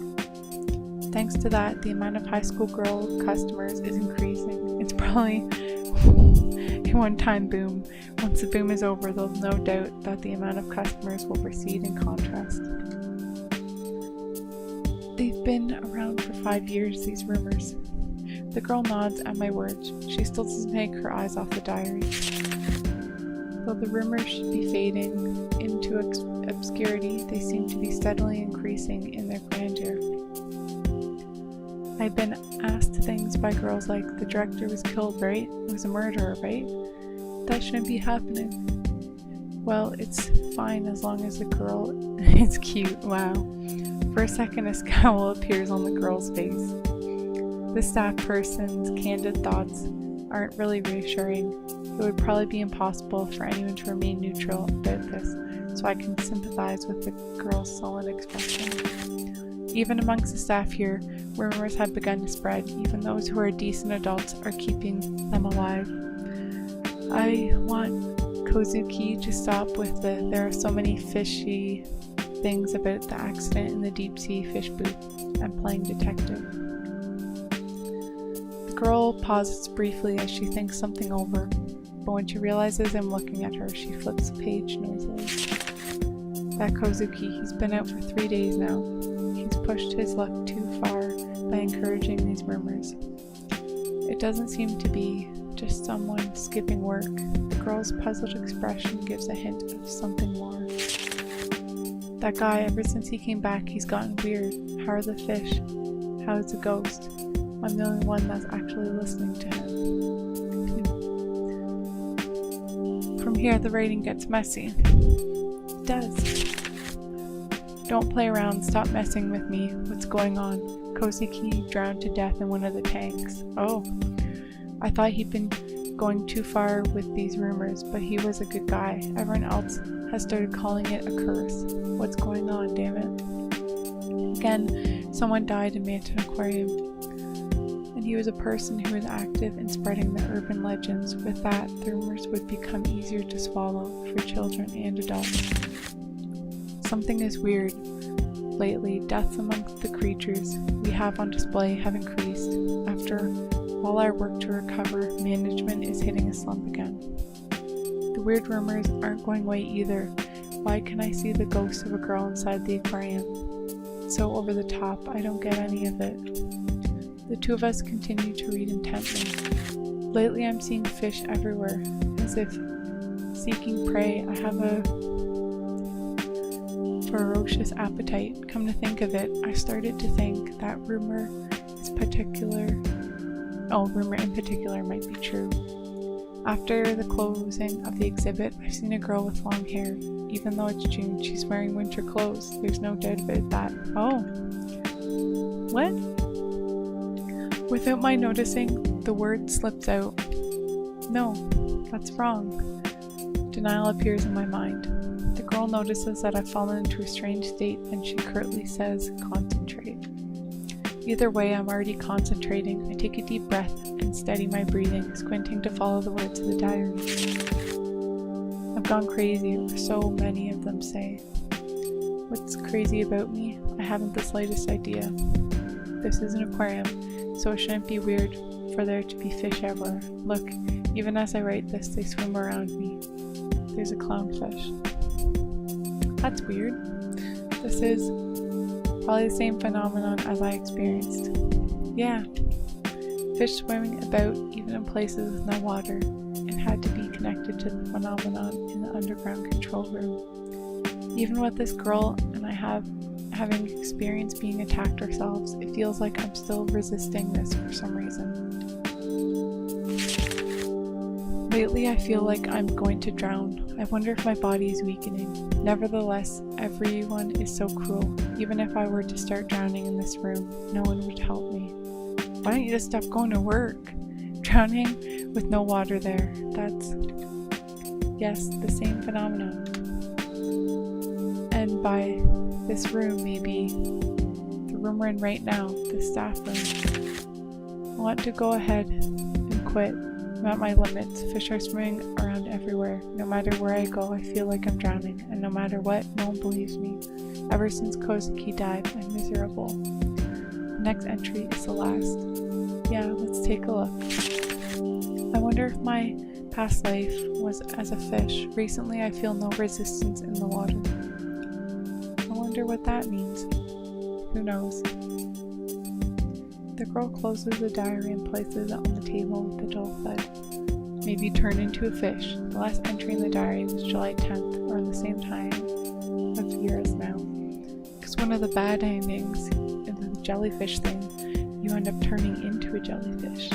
However that works, but I wonder what could have happened to the staff member after that. I somehow know the answer. Surely he met the same end as the one called Kozuki. As I'm all over my doubts, I notice a half-full plastic bottle on the table. This juice, the expiration date on it, is from 4 years ago. Wow. There is a calendar on the other side, but it's also from 4 years ago. I thought this room seemed to have been recently in use, but it's the Manton Aquarium from 4 years ago. Huh. 4 years ago? Yes. The prices in the pamphlet here are also 200 yen cheaper than they are now, so there's no doubt about it. Despite my lingering doubts, I believe what she says. Up to this point, I have seen time passing in a weird fashion here many times. Rather than being in awe of the fact that we're in the Manton Aquarium of long ago, I'm more caught up in the realization of how many years have passed. Once 4 years ago, Manton Aquarium closed down for about half a year. It was right around July. Surely that was when this employee died. I had no idea. It wouldn't have been that big a deal. There are other things for people to do for fun. Anyway, the current urban legends about Manton Aquarium probably came from this period, and they aren't merely rumor. You're saying there could be others that wound up in similar circumstances to ours? Yes. Moreover, there may be someone who got out of this Manton Aquarium. There has to be a clue somewhere, after all. Yeah, it's not like they'd, tell people if they got out. No one would believe them. This diary hints at that. However, this diary holds one more possibility. That 3-day absence from work after that disappearance of that person called Kozuki had an accident and died. Kozuki had returned to the real world, but was unable to live on peacefully. Oh, yeah. There's a stinging sensation inside of me. The reason we came to Manton Aquarium was because of Himeno's ghost story. Couldn't that have also been someone who returned from Manton Aquarium? The story's content was different, but the result was the same. The full moon and red water could be considered a dramatization of an urban legend. There's something that's bothering me. It's a ghost story I heard from Himeno. Ghost story? Having caught the girl's attention, I tell her the story as we sit. I forget some of the finer details and mix up the order, but I give her the same general story. You heard this from that girl Himeno? You don't know any more details? That's all I heard. Himeno insisted it was a rumor, so she probably doesn't know any further details either. I see. By any chance, have you heard that story as well? Some time passes, but the girl still doesn't say anything else on the subject. The girl's expression seems a little different than it has up until now, but I cannot get a deeper read on it. Not allowing the silence to continue much longer, the girl speaks without looking at me. Thinking about it won't do any good. Well, I'm going. But wait, didn't I tell you I have no desire to run from Mantum Aquarium? Harsh. The girl says this over her shoulder, putting her hand on the door to the staff room. According to the map, the side the girl exits from leads to the gate. The girl having turned down my request for company, I can see that she is no longer going to stop to help me, so I don't try to make her. And now I'm alone once again. This room has neither the sound of machines nor that of ventilation fans, so I can hear the beating of my timid little heart. I remember another rumor the staff member wrote in the diary. A girl with long hair and winter clothes. The girl was referred to as a ghost. She wasn't in the story Himeno told. What it may have hinted at was that Mary had already become a ghost, so that Mary, that had appeared before me, was... One part of me agrees with that thinking, but another part of me rejects it. I am torn between the two, and the inside of my eyes grow hot. But there's no use in thinking about it. I have to move forward. If I falter, nothing will change, right? No, it won't.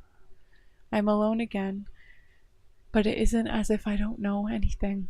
It isn't as if I can't do anything. So, what?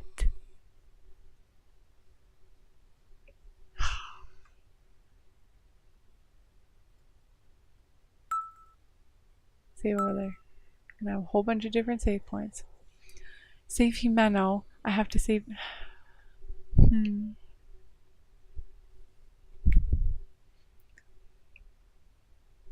What a pain in the arse. We'll just save the sister. I want to see. Ooh. I have to save Mary. If I were to guess based on what was written in the diary, then Mary wandered in the closed-down area of Manton Aquarium.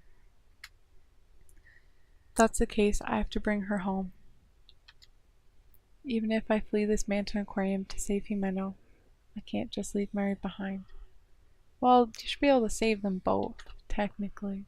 There's no way I can prioritize one over the other. Oh, okay, so maybe some decisions kind of are the same. Even so, I have to move forward. Time to go. As I say this, I reach for the door to the staff room. Oh, something's going down.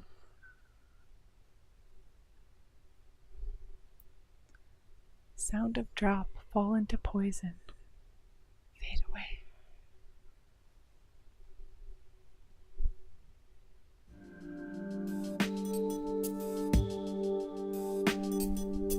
After I leave the staff room and walk for a bit, the entrance gate appears in my line of sight. I exit into a different place from the staff passageway I entered with Hiyoshi-san. This aquarium has more back passages than I thought.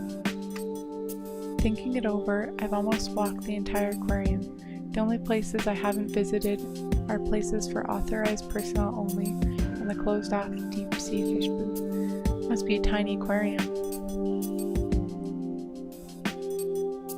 Diagonally across from this area is apparently an authorized personnel only space, the director's office, reachable by going behind the Fish of the World booth. There's a map for authorized personnel to use hanging on the door to the staff room. If I head out from the tunnel tank, I can make something of a shortcut, but I'm still afraid of the flying cutlass fish. Throw that heavy book at it. Going through the door will probably cause the state of things to change, but I can't handle things getting as bad as the tank breaking or something like that again. If that's the case, I'll have to go by the jellyfish booth. In that room, even if the glass is broken, I know I can deal with it. If I walk carefully, I won't fall. Yeah, sure. One of the bad endings, you couldn't even walk. Tripped and died. I can't just loaf around here. Closing up the map and starting to walk, the gate to Mantum Aquarium appears in my line of sight. I wonder if I can get out this way. The question born from within me had a simple solution. The girl had said this aquarium was isolated in a different dimension, but she had also said that she had not tested that idea. I think I should try tossing something in, so I can roll a bucket that had been knocked over. The bucket passes through the gate, and at the very center of the gate it disappears. Vanished. From here I can see that Manton East Building elevator. There might be some value. Okay, I think this is going to be bad, but I don't know if the quick save will work, so I'll just do this. Okay, I'll try it. I prepare myself and push the door to the automatic turnstile with my hands. I just have to see what happens.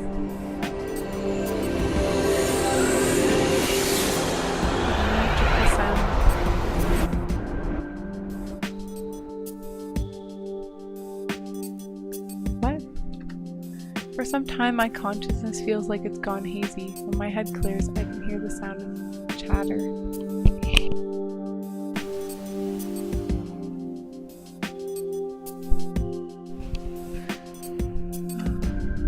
Could it be? What's wrong? Is this Manton Aquarium, isn't it? Yes, that's right. You can purchase tickets over there. Noticing that I look disoriented, a woman speaks to me in a kind voice. Her uniform is the same, but her manner is quite different from... I think their name was Reiko-san. It's kind. Could it be? I have no room for any doubt. Numerous people are entering and exiting through the gate. Can't hear any strange screams either. I was able to get back, but I have no time for relief. There are some problems that remain unsolved. I'd like a return ticket, please. Hold out my ticket and complete the re-entry procedure. I pass through the gate and find all the customers having their fill of the aquarium. What if I can't, get actually back? The Fish of Tokyo Bay booth is exactly the same as it was before. I'm able to pass through the tunnel tank normally. There is no danger of anything like the flying cutlass fish.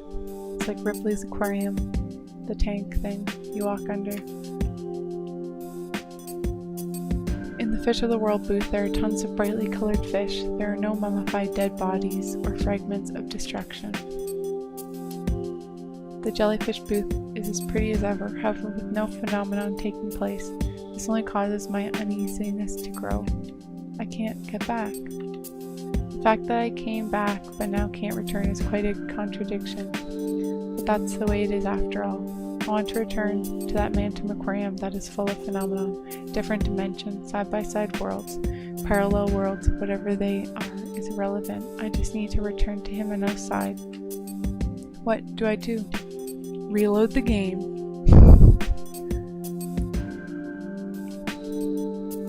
I run through the entire aquarium once, even so nothing happens. That Manton Aquarium with the heavy atmosphere, it's gone away somewhere. Oh, what? Big sister? Married? I am aware that it's an auditory hallucination. I just wish that she could hear me. Oh, you're hallucinating. I'm going crazy. After that, I search for Himeno until the building closes. But with a staff member hanging around me and urging me to go home, I am finally forced out. Slumping my shoulders, I tell the police what happened. And they put you in an insane asylum.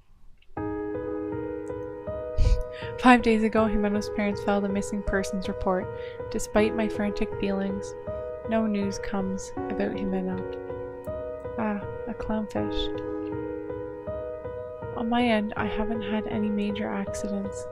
In regards to myself, even outside the aquarium, I have begun to see fish. I trip over things that aren't there. I start to feel like I'm going to drown. Mom and everyone else are worried about me. For the past 3 days, it's been getting hard to breathe. Oh, Kirk. It's hard to breathe. You gonna kill yourself? Is that what happens? Or die? One or the other. Finally, 1 week later, I am in the bed. Yes, I've been admitted to a hospital near Manton. The cause is unknown. My lungs seem to be failing. Now I can't breathe without a machine to assist me. That's sad. Wonder how long I'll be hospitalized. As much as I love reading, I have grown tired of even that.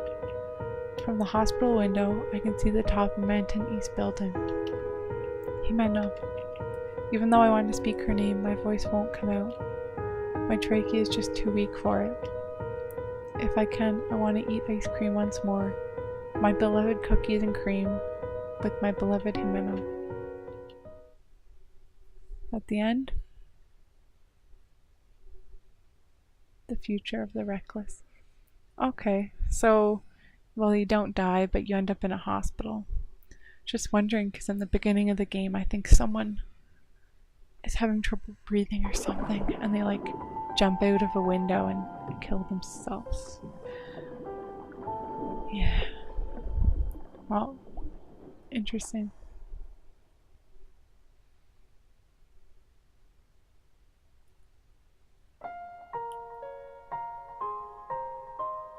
So load.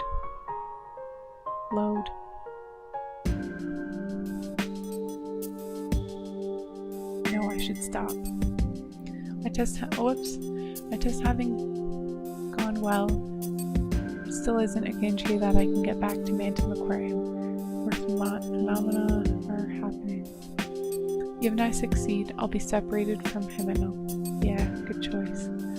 But I'll definitely get home. I muttered to myself, it's strange, since it's as if I'm talking to the entrance gate, but it's a declaration of my resolve. You're talking to the people playing the game. As I move forward, I spot the souvenir shop. It makes sense, as I'm going back the way I came, but it gives me mixed feelings. Huh? It is there that I witness an unexpected sight. The girl from earlier is standing in front of the souvenir shop, apparently lost in thought. So the coordinates where the doorways lead has to be fixed by someone, otherwise there'd be no way you would have come across me being attacked by the orca in the machine room. I don't really get what the girl who's reassuring herself is saying, so I change the subject. What's wrong? Did something happen at the souvenir shop? Just now it looked like someone went inside. Someone? I don't know, it was just as they went in, but thanks to whoever it was, the coordinates are fixed on a safe place. It could have been Mary. Your missing little sister, right? I'm sorry, but no, it was definitely an adult. Glance over at the entrance to the souvenir shop. Even as I peer through the semi-transparent wall, there are no human shadows. Still, if the person she saw walked through a door and moved to two different coordinates, it wouldn't be strange for there to be no one in there. The girl said it was an adult. Could it be Hiyoshi-san? Crazy mofo? Hiyoshi? Who's that? Someone who saved me when I was caught up in the dangers of Manton Aquarium. He went crazy in a staff passageway, and I moved ahead on my own. After I explain as simply as possible what happened back then, the girl just nods and says, Well, he might have regained his sanity and found an exit, or he might be wandering around still crazy. Whichever it is, I think it's worth checking out. Hiyoshi-san seemed like he knew things about Manton Aquarium. Well, why don't you go? I'll be waiting here. Huh? Aren't you coming with me? Got all the way to my throat before I gulped it back down. Either way, if he's not here, we might not be able to go through the door and return to this safe place. Right. I don't know this Hiyoshi-san's face, so it's better for you to go. Come back in 5 minutes. If you don't, you'll leave me? Of course, the two of us both dying or getting hurt would just be stupid. Well, that is kinda mean, but saying that isn't probably gonna help. So, I'll just say, I got it. Got it. Oh, you're so sincere. Well, what you said was pretty harsh, lady. Girl. I don't think you're mistaken in what you said. Well, I'll wait for you without worry. Okay. Wow, this looks different. Oh, it's just the inside, I guess. Quietly, I opened the door to the souvenir shop. The door closes on its own, not that I had even tried to leave it open. Yep, mean girl. Thinking back on it, no matter what room I entered, the door always shut on its own. How convenient. The lights aren't on, but I can still see where I'm going by the light shining through the semi-transparent wall. The only thing I can't see is the girl. The scenery visible from this room seems to reflect this time distortion affecting this room as well. The fact that I've become this used to these strange phenomena is a little weird, even to me. The souvenir shop hasn't changed that much from how I remember it. Numerous shelves are arranged so that the purpose of each is visible. There are some for confectionery, stationery, and stuffed animals. The keychains and cell phone straps are in a place that stands out. Since I can't find any calendars or magazines, I don't know how many years ago or from now this is. Inside the glass balls on the shelves are specimens of shrimp and jellyfish. Their price is high. Yeah. Maybe this is the present. As one might expect, there's no sign of a shopkeeper. I walk the perimeter of the store in a semicircle. I study the room carefully, but find nothing. There are so many things that catch my interest, but I can't seem to get interested in picking them up and looking them over closely. That crystal-like necklace, the seal stuffed animal. Right now, I have no interest in orca or jellyfish merchandise. Now I know how a dog being made to wait for a treat feels. I should check over here as well. I go behind the cash register counter where I normally wouldn't be allowed to look. This is the staff's. It's what you would call a back room. There are boxes full of products, a safe, and even employee uniforms. It looks similar to the staff room where the girl and I saw the diary, only this is more narrow. Inside the back room, I find a door. Since this is a place for bringing in merchandise, it makes sense that there would be a passageway connecting it to somewhere else. I reach out to see for myself, but it's locked. No good, huh? As I turn back, thinking that this has been fruitless, I find something. A lanyard with an ID card. It has been thrown on the ground, so I pick it up and take a closer look. I strain my eyes in the darkness. It bears the name Hiyoshi Kenji. Huh. That's weird. Because that's his name. Well, I'm gonna call him Hiyoshi-san.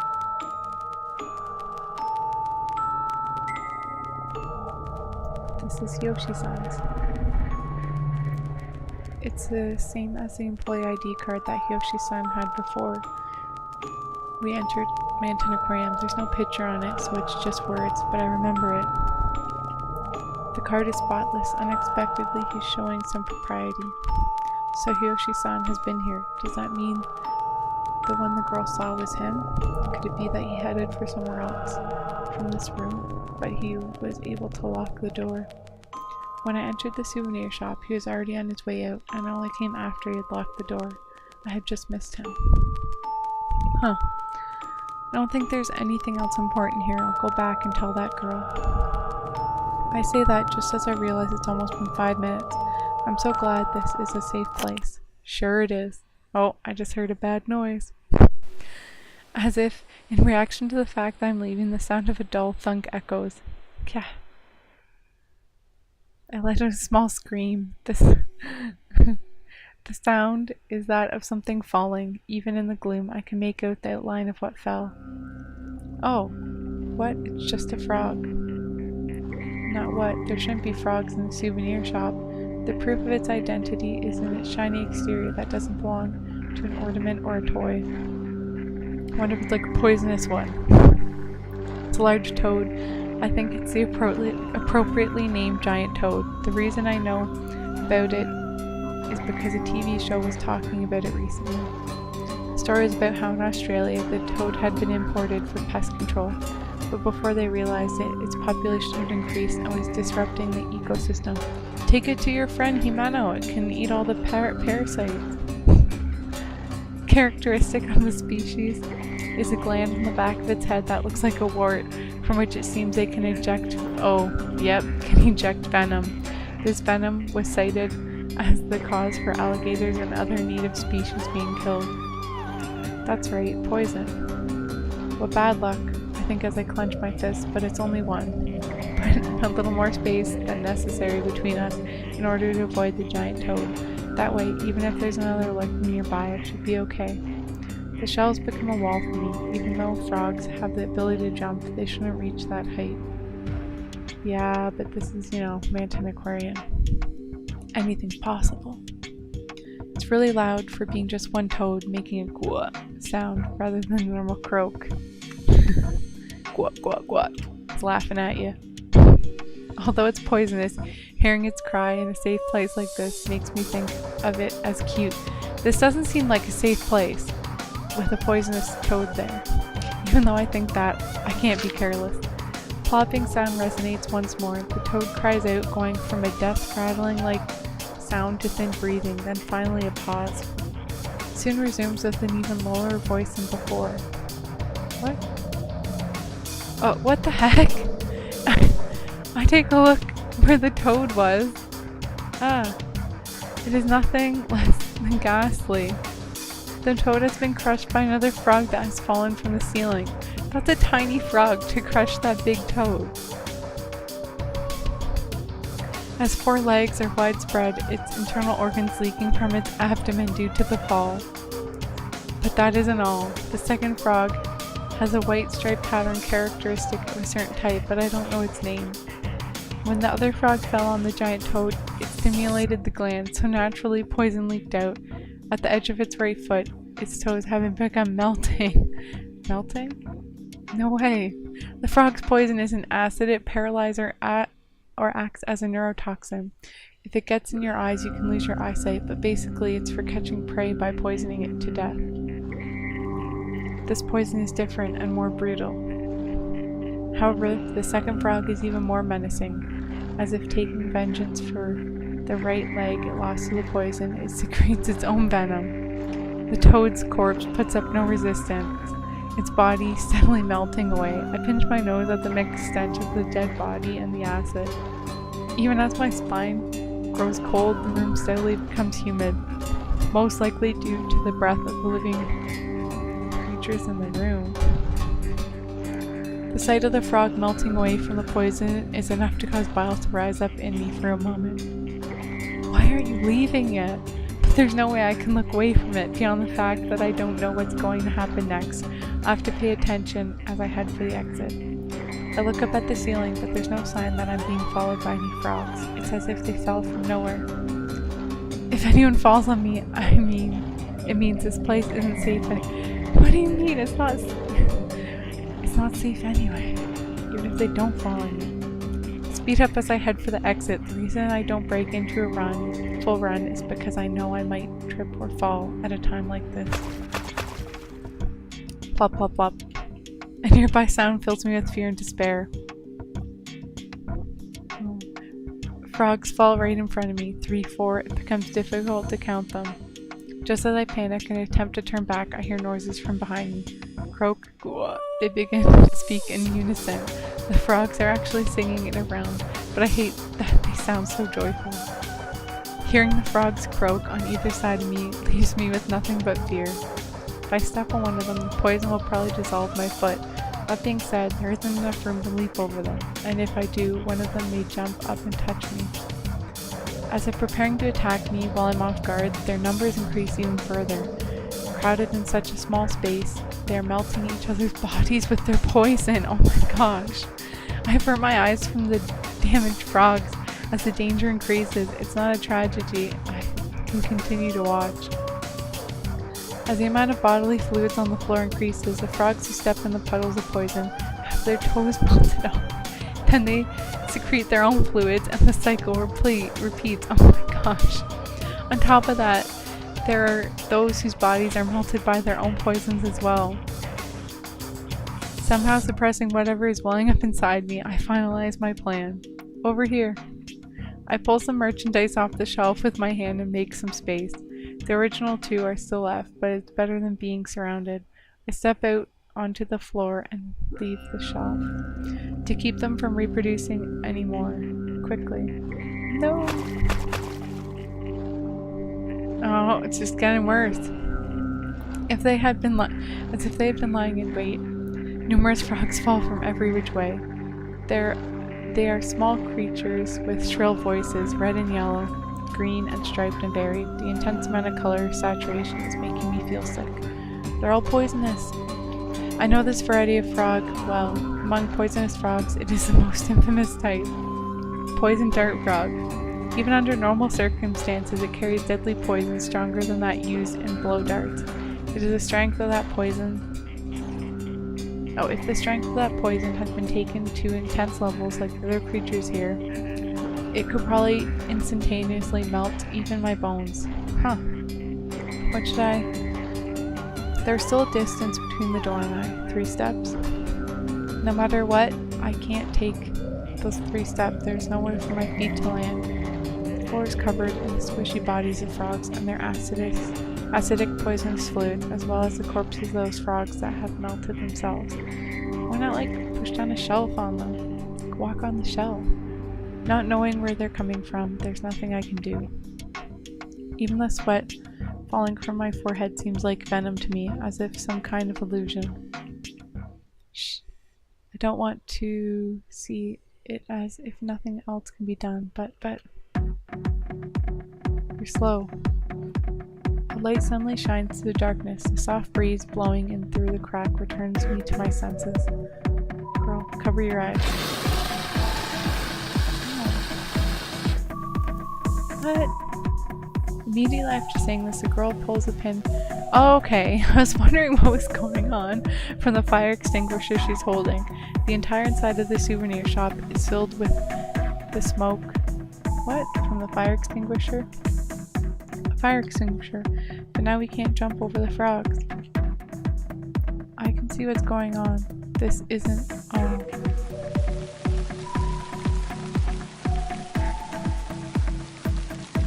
Almost in sync with the girl's words, sprinklers activate. A large amount of water immediately sprays us. An amount greater than the strongest rain striking my body. Gah. When I open my eyes, the girl reaches out her hand with a firm expression. While the water is running, even if you get hit with a little venom, it will wash right off. Don't be afraid, just run for it. If you fall, you'll die. The floor is soaked, I might slip. At that moment, I falter and... Okay. Well, let's do the save. Can't remember how to save all this. Okay, well thanks for stopping by. See ya.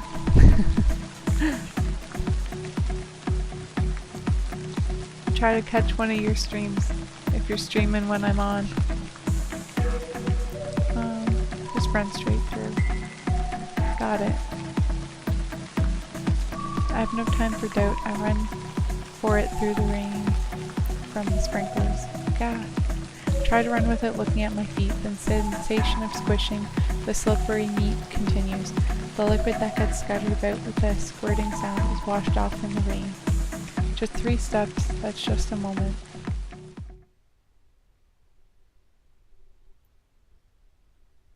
Huh. Ah. Idiot. With one last step, I stumble. The girl grabs me with her extended hand and pulls me out. I collapse, but it's outside of the souvenir shop. The door is already closed. There are no frogs anywhere.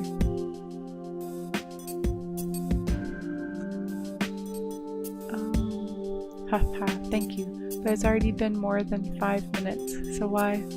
As I catch my breath, I express my thanks to the girl. I just remembered that I owe you a debt. You are kind. I might have misjudged you a bit. You didn't misjudge me. If you had hesitated any further, I would have closed the door. But you believed in me, right? That I could do it? You're going to drive me nuts, so stop it with that stuff. Expressionlessly, the girl says this in a flat tone, holding on to this gentle feeling. I prepare to move on. Speaking honestly, I want to rest here like this. My clothes are soaked and I've used up a lot of my strength. Come on, don't be a wimp. You gotta keep going.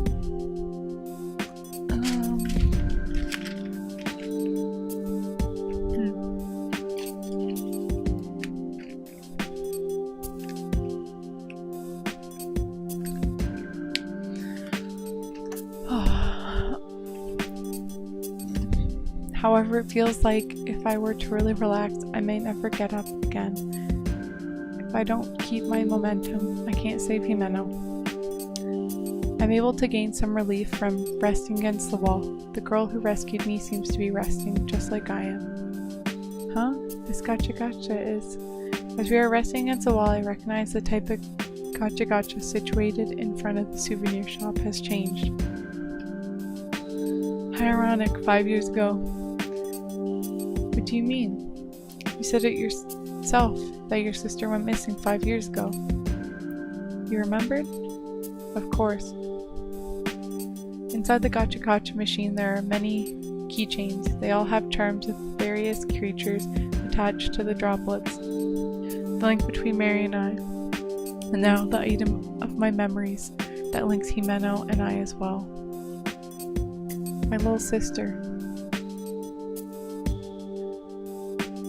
Her name is Mary. I didn't ask. You see, 5 years ago, we had an argument over keychains. Mary wanted my jellyfish one, but I wouldn't trade with her. She disappeared sulking. Still didn't ask. I have this one.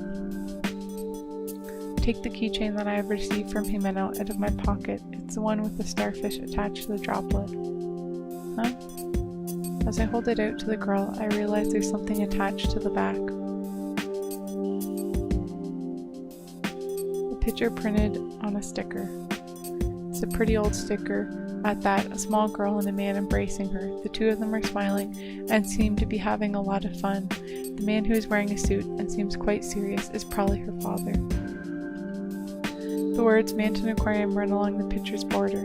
The souvenir shop had a sticker photo booth, so I'm sure they took this picture here. More than anything else, I'm disturbed by the fact that the girl in the picture looks like Mary.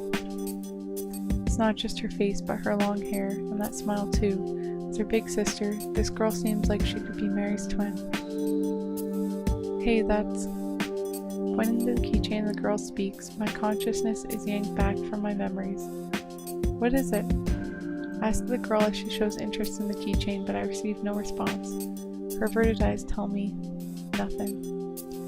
Your little sister, she went missing here, right? Huh?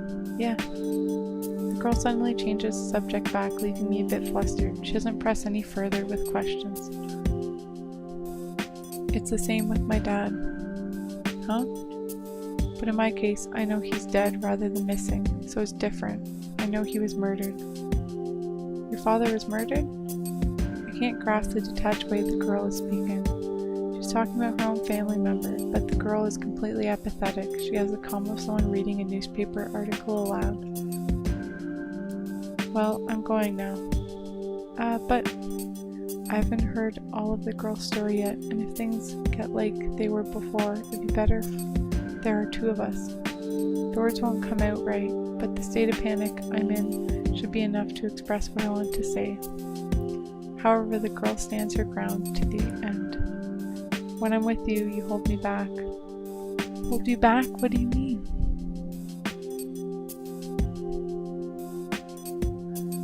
If dying is what it takes for me to learn the truth, then that's fine. You can never resolve yourself to that. Fine. With dying, you can't let yourself die. Shut up.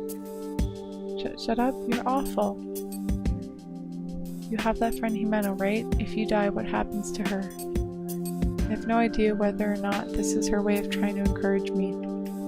However, I understand what she's trying to say. She's trying to say that each of us is on our own. Let's become friends. That way you can't say so easily that you'll be fine with dying, right? That part of you is exactly what I meant when I said you hold me back. Without answering my questions, the girl pushes me away. Swiftly turning her back on me, the girl walks on ahead. What should I have done? I stay where I am until the girl's back becomes so small I can no longer see it. I'll play a little bit longer and then stop streaming. Been streaming for a while, I think. I pass in front of the souvenir shop, then end up standing in front of the door to the jellyfish booth. I wonder if the girl is already gone. If she ended up in a safe place, she's probably already passed through it. If nothing happens, it takes less than a minute to pass through the jellyfish booth. By chance, she's still there. We'll surely just meet in passing. The girl's determined to take a different path than I. I wonder what will happen to me. I may return to a point before the tank glass ruptured, or it may end up in the jellyfish booth sometime after the tank glass ruptured. I'll never know if I don't try going in. I become cautiously slow. I open the door.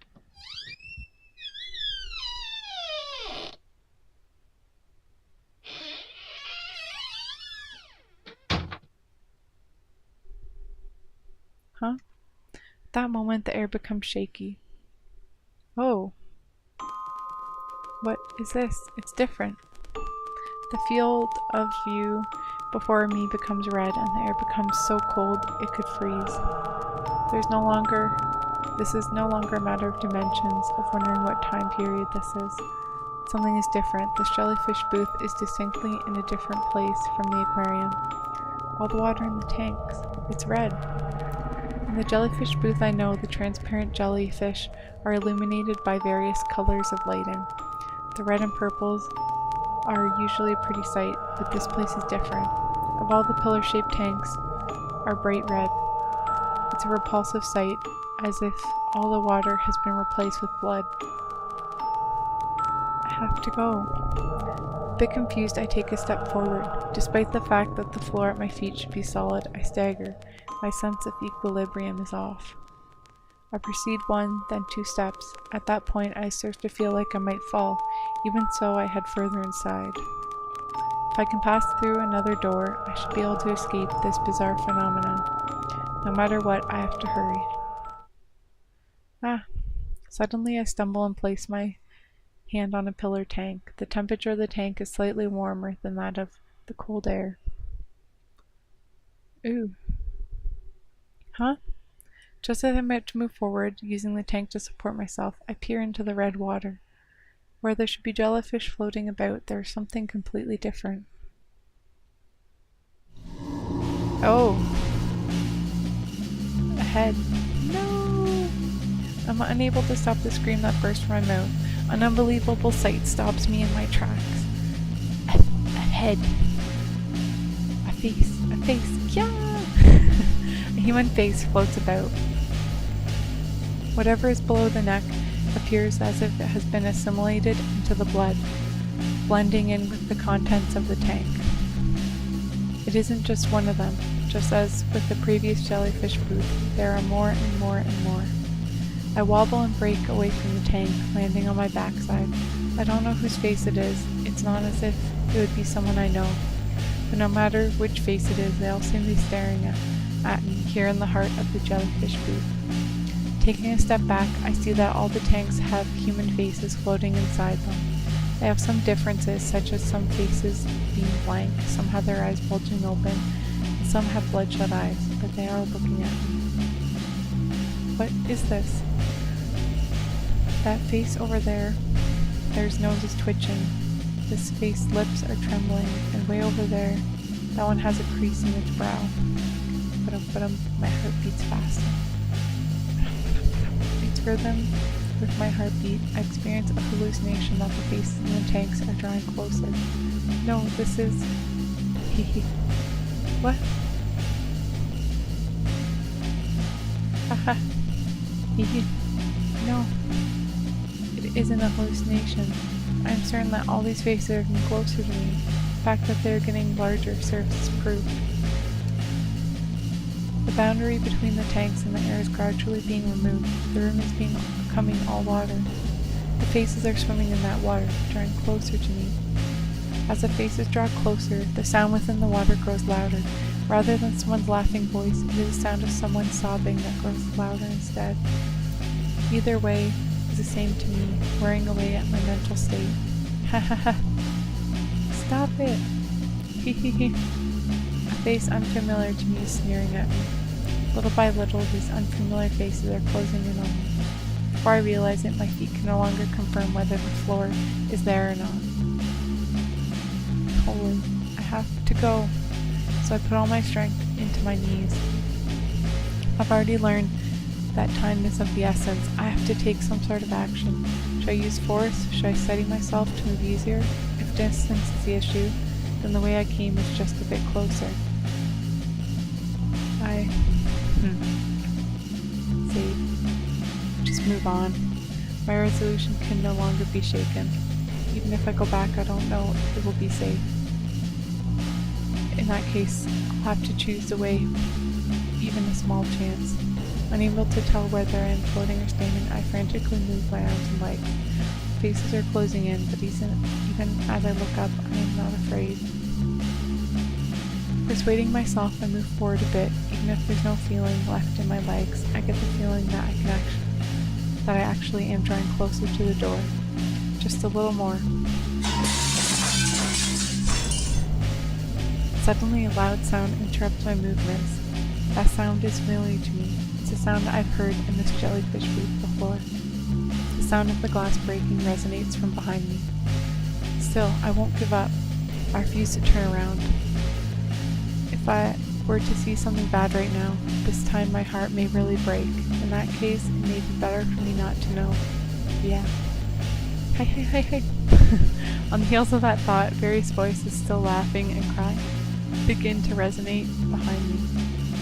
They are probably the voices of those faces floating in the blood. The voices steadily draw near, finally closing in on me. Fish with human faces? They say that fish with human faces swim about. It reminds me of an urban legend Himeno talked about. However, I don't have time to be in shock over a rumor being true. I won't falter. Human faces and shards of glass are passing by the edge of my field of vision. Occasionally they touch my cheek or forehead, but I move forward. I drift as I move along, grabbing the door with a clack. I encourage myself out loud so I don't lose focus. I have no idea what lies ahead. Gah!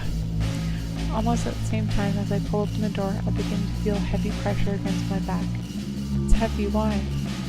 I can guess what has happened. Surely the fish are stopping me from moving on. This feeling of having my clothes pulled on is proof of that. I never thought fish could be this strong. I'm going, so I bite down on my lip and try to move forward. The harder I try to move forward, the stronger the fish's resistance becomes. Himeno is suffering even more. I shut my eyes and grind my back molars, then hurl myself at the door. The door flies open and I fall to the ground. Even so, I muster up my strength and shut the door. There is no longer any pressure against my back. I guess I made the right choice. Unless your choices take you like different, I don't know, longer endings or something. Beyond the door is not the Fish of the World booth. It's dark and narrow, similar to the staff passageway I passed through before. Turning about and looking around, I realize that this is a passageway after all. So the jellyfish booth had at least 3 doors. The one I initially came through, the one that leads to the entrance, and this door that connects to the staff-only passage. A closer inspection shows me that the wall is made of one-way glass. It's been created using something stronger than acrylic fiber. There's water in the space between, serving as a border between the booth and the other side. Like a magic mirror, it's been made so that customers cannot see the staff members moving about. From here I can see the Fish of the World's booth. Somehow this place feels safer when compared to the jellyfish booth. It's very different from the first time I visited, with the offensive smell being completely gone. Inside I can see familiar silhouettes. That's 2 females. One is an adult, the other is a girl. The visibility is a bit dicey, making it hard to tell, but that looks like the girl from earlier, and Reiko-san. The female aquarium employee, the heartless one who said Himeno couldn't be saved. Two of them are in front of the tank I'm looking at. The fact that they haven't realized I'm there must mean this really is something of a one-way mirror. Both of them are facing each other, their expression grim. The sound is cut off by all the layers, but I can tell they are arguing over something. Ah! At that moment, the girl raises her right hand to Reiko-san and follows through with all her might. She slaps her with such vigor that it surely resonates with the loud, drying, smacking sound. Reiko-san rubs her left cheek and grins widely. Seeing Reiko-san grin with such composure after being struck gives me chills. The girl only deepens the crease in her brow. At this rate, things will only intensify. I realize that I will have to stop them. I don't know. There's so many decisions. Because I kind of want to stop them, but I kind of want to see what's going on. And I'll stop them. It's not like I can hear anything. I attempt to leave my safe place, but I cannot find a break in the wall. There should be a door somewhere. Even as I think, I cannot find a knob in the darkness. As I keep my eyes on the both of them, I decide to search the area connected to the Fish of the World booth. Their quarrel continues, the girl using hand gestures to get Reiko-san's attention. In contrast, she merely looks down on the girl. From my perspective as an outsider, it doesn't look like she's even paying attention. What could have happened? What in the world could have happened to bring them to such a climax? Though I have many questions, it's unlikely that I'll get any answers. A sad expression appears on the girl's face for a moment, then she looks away from Reiko-san. At almost the same time, the composure leaves Sagenuma-san's face. She creases her brow and opens her eyes wide, her nose twitching. Something has touched a nerve, getting her attention even without sound. That much is clear to me. Huh? Wait. Without thinking about it, I pound on the wall. However, this doesn't cause so much as a ripple, leaving me cut off from the two of them. This time, Reiko-san hits the girl. Then she immediately grabs the nape of the girl's neck and throws her into the wall of the tank. There is no sign of the impact. Oh my goodness. No. Having hit the back of her head on the tank, the girl falters and Reiko-san flips her body over, grabbing the back of her collar. The girl's face is turned in my direction, and I realize that she has fainted. She's unconscious. A horrible premonition runs through me. The girl's chest pressed against the wall of the tank. Reiko-san grabs the back of her head and smashes against the tank wall over and over again. I can see Reiko-san's face as it bathed in the light from behind. It has become a silhouette. The only thing I can see is her lips, which dangle in the shape of an anchor. No, at this rate she'll die. Without thinking, I scream. I have to help her. I can't stay quiet any longer.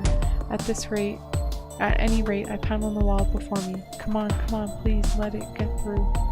However, no matter how many times I strike it, Reiko-san does not look this way, as if the sound isn't going through. Since the sound from the other side isn't coming through, then the sound from my side shouldn't go through either. It figures I have no choice but to go out there. I grope about trying to find a crack in either side of the wall. From top to bottom, right to left, I go along the outer side of the tank and look to see if there's a way to get in from below. A handle of some sort would be great, or anything that could serve as a starting point. There's nothing. I still can't find any way whatsoever to get to the other side. Panicking over what I should do, I frantically search for the door. During that moment, the girl continues to have her forehead bashed against the tank right in front of my eyes. I think she's probably already dead. Gash is torn wide across her forehead, her blood clinging to the tank with each hit. The blood striking to the tank makes a red line as if someone tried to wipe a brush across it.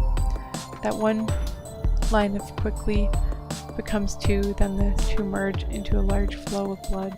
No! Her eyes are white and wide open, the blood from the girl's forehead making them seem bright red. From those eyes I can sense no signs of life. Reiko's lips are of course smiling. Stop this! Unable to stand anymore, I scream.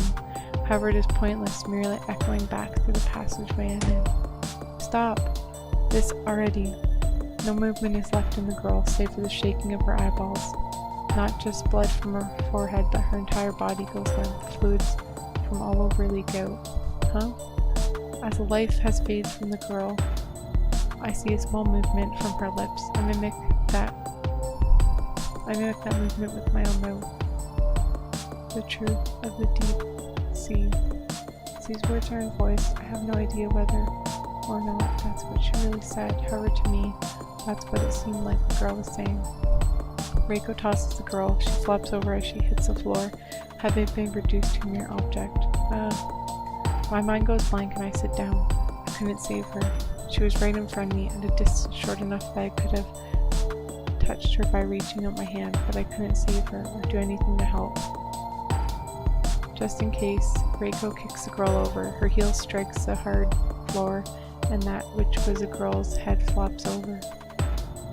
Just like that, she leaves the fish of the world booth behind. I wonder if there's a way she can stay alive. At that moment I see bright red. Without a moment's pause, the girl's corpse loses all traces of life, decomposes, and goes beyond that to completely dried out. Some new phenomenon starting, but I can't stand up as I am right now. I am powerless. Can't do anything. Something hot wells up behind my eyes. No, I don't want this. I don't want Himeno to die like this. But the image of that girl's expression as she was on the verge of death is scorched into my mind. So hollow, yet so desperate, her face burning up with rage. That face keeps appearing within my bright red vision. The deep sea, the truth. Just before the flames of life was extinguished, I think those were the words the girl left me. Then what? I don't want to just sit here brooding like this. Big sister. Huh? That voice just now. Even though it feels easier just to break down and cry, hearing the voice of my little sister from somewhere brings me back. That was Mary's voice. Big sister, come this way. Mary, where are you? This way over here. Where? I said this way over here.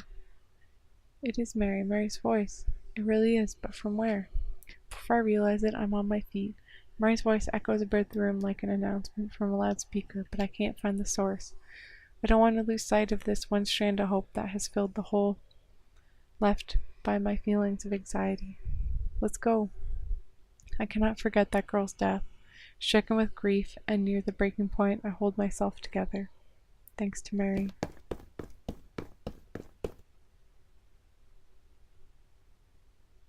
This is recklessly coming out of the passageway, end up right where the tunnel tank lets out. Big sister. Big sister, this way. Mary, is that you? I slowly turn in the direction the voice is coming from. Exiting the tunnel tank, I see a wide wall before me. In front of it stands a girl wearing winter clothes. It's the same place I saw Mary the first time. Geez, big sister, did you get lost?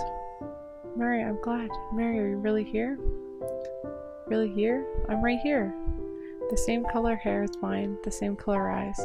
We were often mistaken for twins. With the silhouette of a doll, she is wearing that warm-looking overcoat. Mary is right here, looking just as she did that day. Mary, why are you here? Did you forget? Geez, you meanie, we came together to the aquarium. There's no way I could forget. None at all. It's just, why did you disappear? You're the one who got lost. I'm here. I've been here all along. Mary? Without hesitation, I embrace Mary. She must have caught a chill, as her body is cold to the touch. Big sister, what's wrong? This is embarrassing. It's fine, Mary. We're finally together again. Geez, big sister, you're such a crybaby. That's right, I'm crying. After Mary points it out, I realize my cheeks are covered with tears. Just as I'm about to stop, I cry again. Okay, let's go, big sister. Mary says this in a cheerful voice as she pats my head. It's a strange feeling having my little sister rub my head, but not a bad one. I feel my head being enveloped in a soft feelings as if I am floating. Go where? We'll go somewhere higher up, together, you and I. Somewhere higher up? Higher, softer, this place is eternity. Eternity? Grinning ear to ear, Mary points her right index finger toward the ceiling. The feeling that had begun floating upwards grows even stronger. Yes, there's nothing, yet everything's there. It's really fun, very soft, and a place we can always be. A world of happiness. Happiness?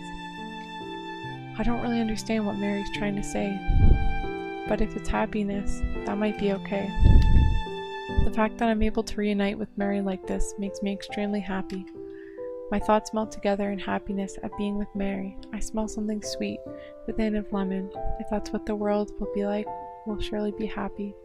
Let's go together, big sister. Mary? Don't get lost anymore. Okay. Mary reaches her hand out for me. I sit upright and reach for Mary's outstretched hand. I hear the sound of something falling down with a clatter.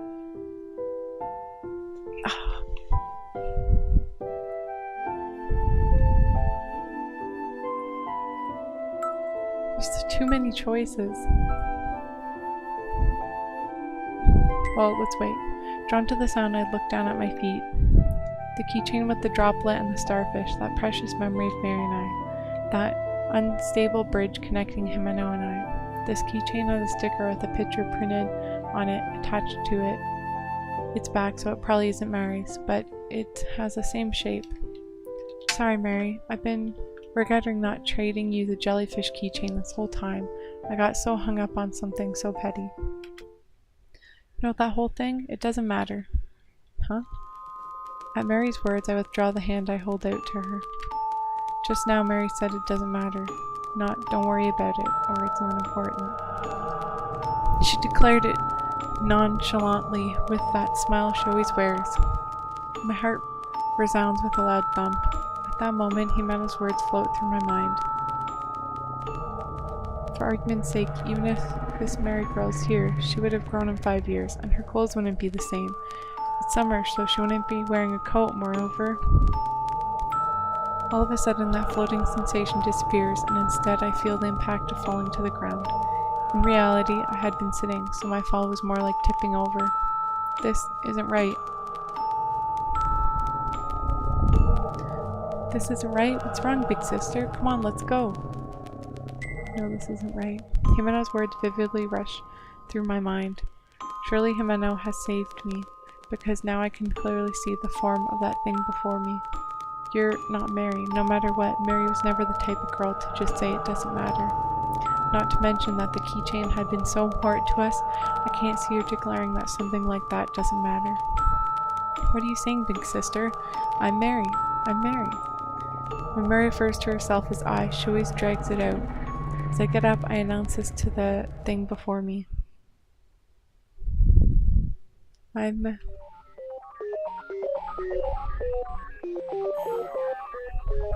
Oh. The girl's body begins to become blurry like a staticky image. I realize I can no longer look at her directly. I knew it. You're not Mary after all. Muddy is probably a fitting term here. The thing that has been Mary up to a short time ago, begins to melt, transfiguring itself from one clump into countless fish. The fish begin swimming in the air without water. This pattern of behavior is bad. If I get caught up in this bizarre phenomenon, then I'm sure to drown in this place with nothing. Have to get away. As I mumble this, I search for a door. If I can go through a door, I should be able to escape the phenomenon in front of me. Mary, saying I wouldn't regret leaving them, is a lie. But that thing isn't Mary. It's just an aggregation of fish. I can't be deceived by them and lose sight of my precious gold. I was so naive. Fine, even so it's fine. It happens somehow. If I had time to get down about it, then I just need to not let it happen next time. I will save her no matter what. Finding a door as I run away, I throw it open with great force. I wonder if there's a way I can save that one girl, because like, maybe if I go back or something in that one room instead of going forward. Oh, excuse me. Because it just seems crappy that she just died. I think that was something that happened a while ago. But a year ago it was something that happened in the summer during a break when I was looking over my notes for a quiz or something. Hey you, keep this in mind. What? A girl from my class suddenly came to my seat, kicking my desk as she yelled at me. She was unexpectedly strong, the notes and stationery on my desk scattering about. She was like a leader in our class, a part of the largest group. Almost having never spoken to her, I have no memory of ever making her mad. Unable to get mad, I was merely bewildered. Then Himeno showed up, and with her face downcast, picked up my stationery. Sorry, it's my fault. It's your fault? A girl from that group invited me to round 1 this Sunday, but I turned her down. That was the day that Himeno and I had made plans to go to the movies. Indeed, I was able to more or less understand what had happened. When she asked me why, I told her I already had plans with you. Of course, I hesitated to tell her that, but she was persistent. But you could have gone. That girls' group was big. If there was an event or something, basically the whole class went along with them, but it wasn't strictly a good thing. Their group pride was as great as their group mentality. The girl that had come over a few minutes earlier was particularly striking. Aha, like I'd go, Mayu. You should know you take priority. But if you turn them down, they won't invite you anymore. Will they? If their pride was really that high, then that's how it would be. I had heard that except for that girl as the leader and 2 others, people regularly being brought in and thrown out of the group. It wasn't something I cared to hear about, but the bad things girls who had been kicked out said regularly found their way into my ears. Yeah, I won't be invited anymore for sure. What? But that means... I saw it as a disadvantage for Himeno, who loved going to events. Like she could have had an advantage getting elected to executive committees for things like the culture festival or the sports festival, or getting votes for a program or something. It may sound like a discussion of politics, but ever since reaching junior high, things have had this kind of mysterious flow to them. Anyway, I was the one who turned her down. It's not some form of discrimination. I just didn't like them from the start. As she readily declared, there wasn't a hint of doubt in Himeno's face.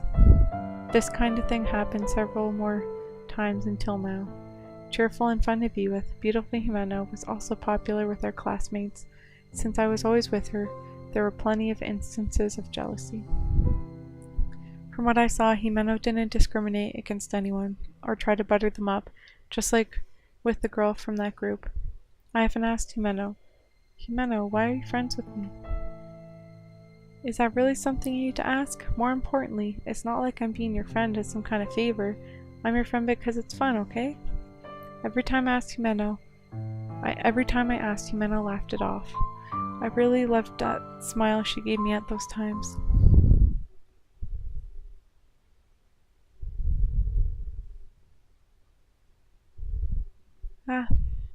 Once again, I've entered a passage behind the tanks. I thought it would get me to the Fish of the World booth, but I was probably led astray while I was out of it. Anyway, I should get going. If another something borrows Mary's form and attacks me like earlier, I don't know if I can defend myself against it. Safe no longer means anything, so I should speed through the passageway. Upon looking at the map, I see that there appears to be a room at the end of the passage. Just as I expected, there are 3 doors before me. I have no choice but to take them one by one, the first being... Let's go to the director's office. This is the director's office. I mumble while looking up at the words written on the sign above the door. This door's appearance differs greatly from the doors, the storeroom, and the reference room, with red ornaments decorating it. Even if there had been no sign, I would have known this room belonged to someone important on first glance. The atmosphere from here also seems to have a heavy air to it. It's as if I'm standing before the door of a school principal. If I don't go in and see, I really won't learn anything. Just staring in from out here, the obvious truth is that I already possess the courage to go through with this. Keeping an eye out for any phenomenon while coming through the door, I push on the heavy door. The door makes a scuffing sound on the floor as I open it. Is that like a bug or something? On the table. Please excuse my intrusion. It's not if anyone would be here, but without thinking, the words come out. Well, I'm gonna save, and I'm gonna stop. Oops. Menu. Save. I'm gonna save over here. Yeah, I'm gonna save over here, and I'm gonna continue the game another day. I played quite a bit. Maybe I'll look into it to see. I just want to see. I don't want to spoil the game, but I want to see if I can save that girl. Because I made lots of different saves, so I should be able to go back and change some stuff. Because her dying just, I don't know, it just seems so pointless. So it seems like there's more we could like talk to her about or learn from her. So I don't know. I'll see that. But yeah, gotta stop the stream now. See ya.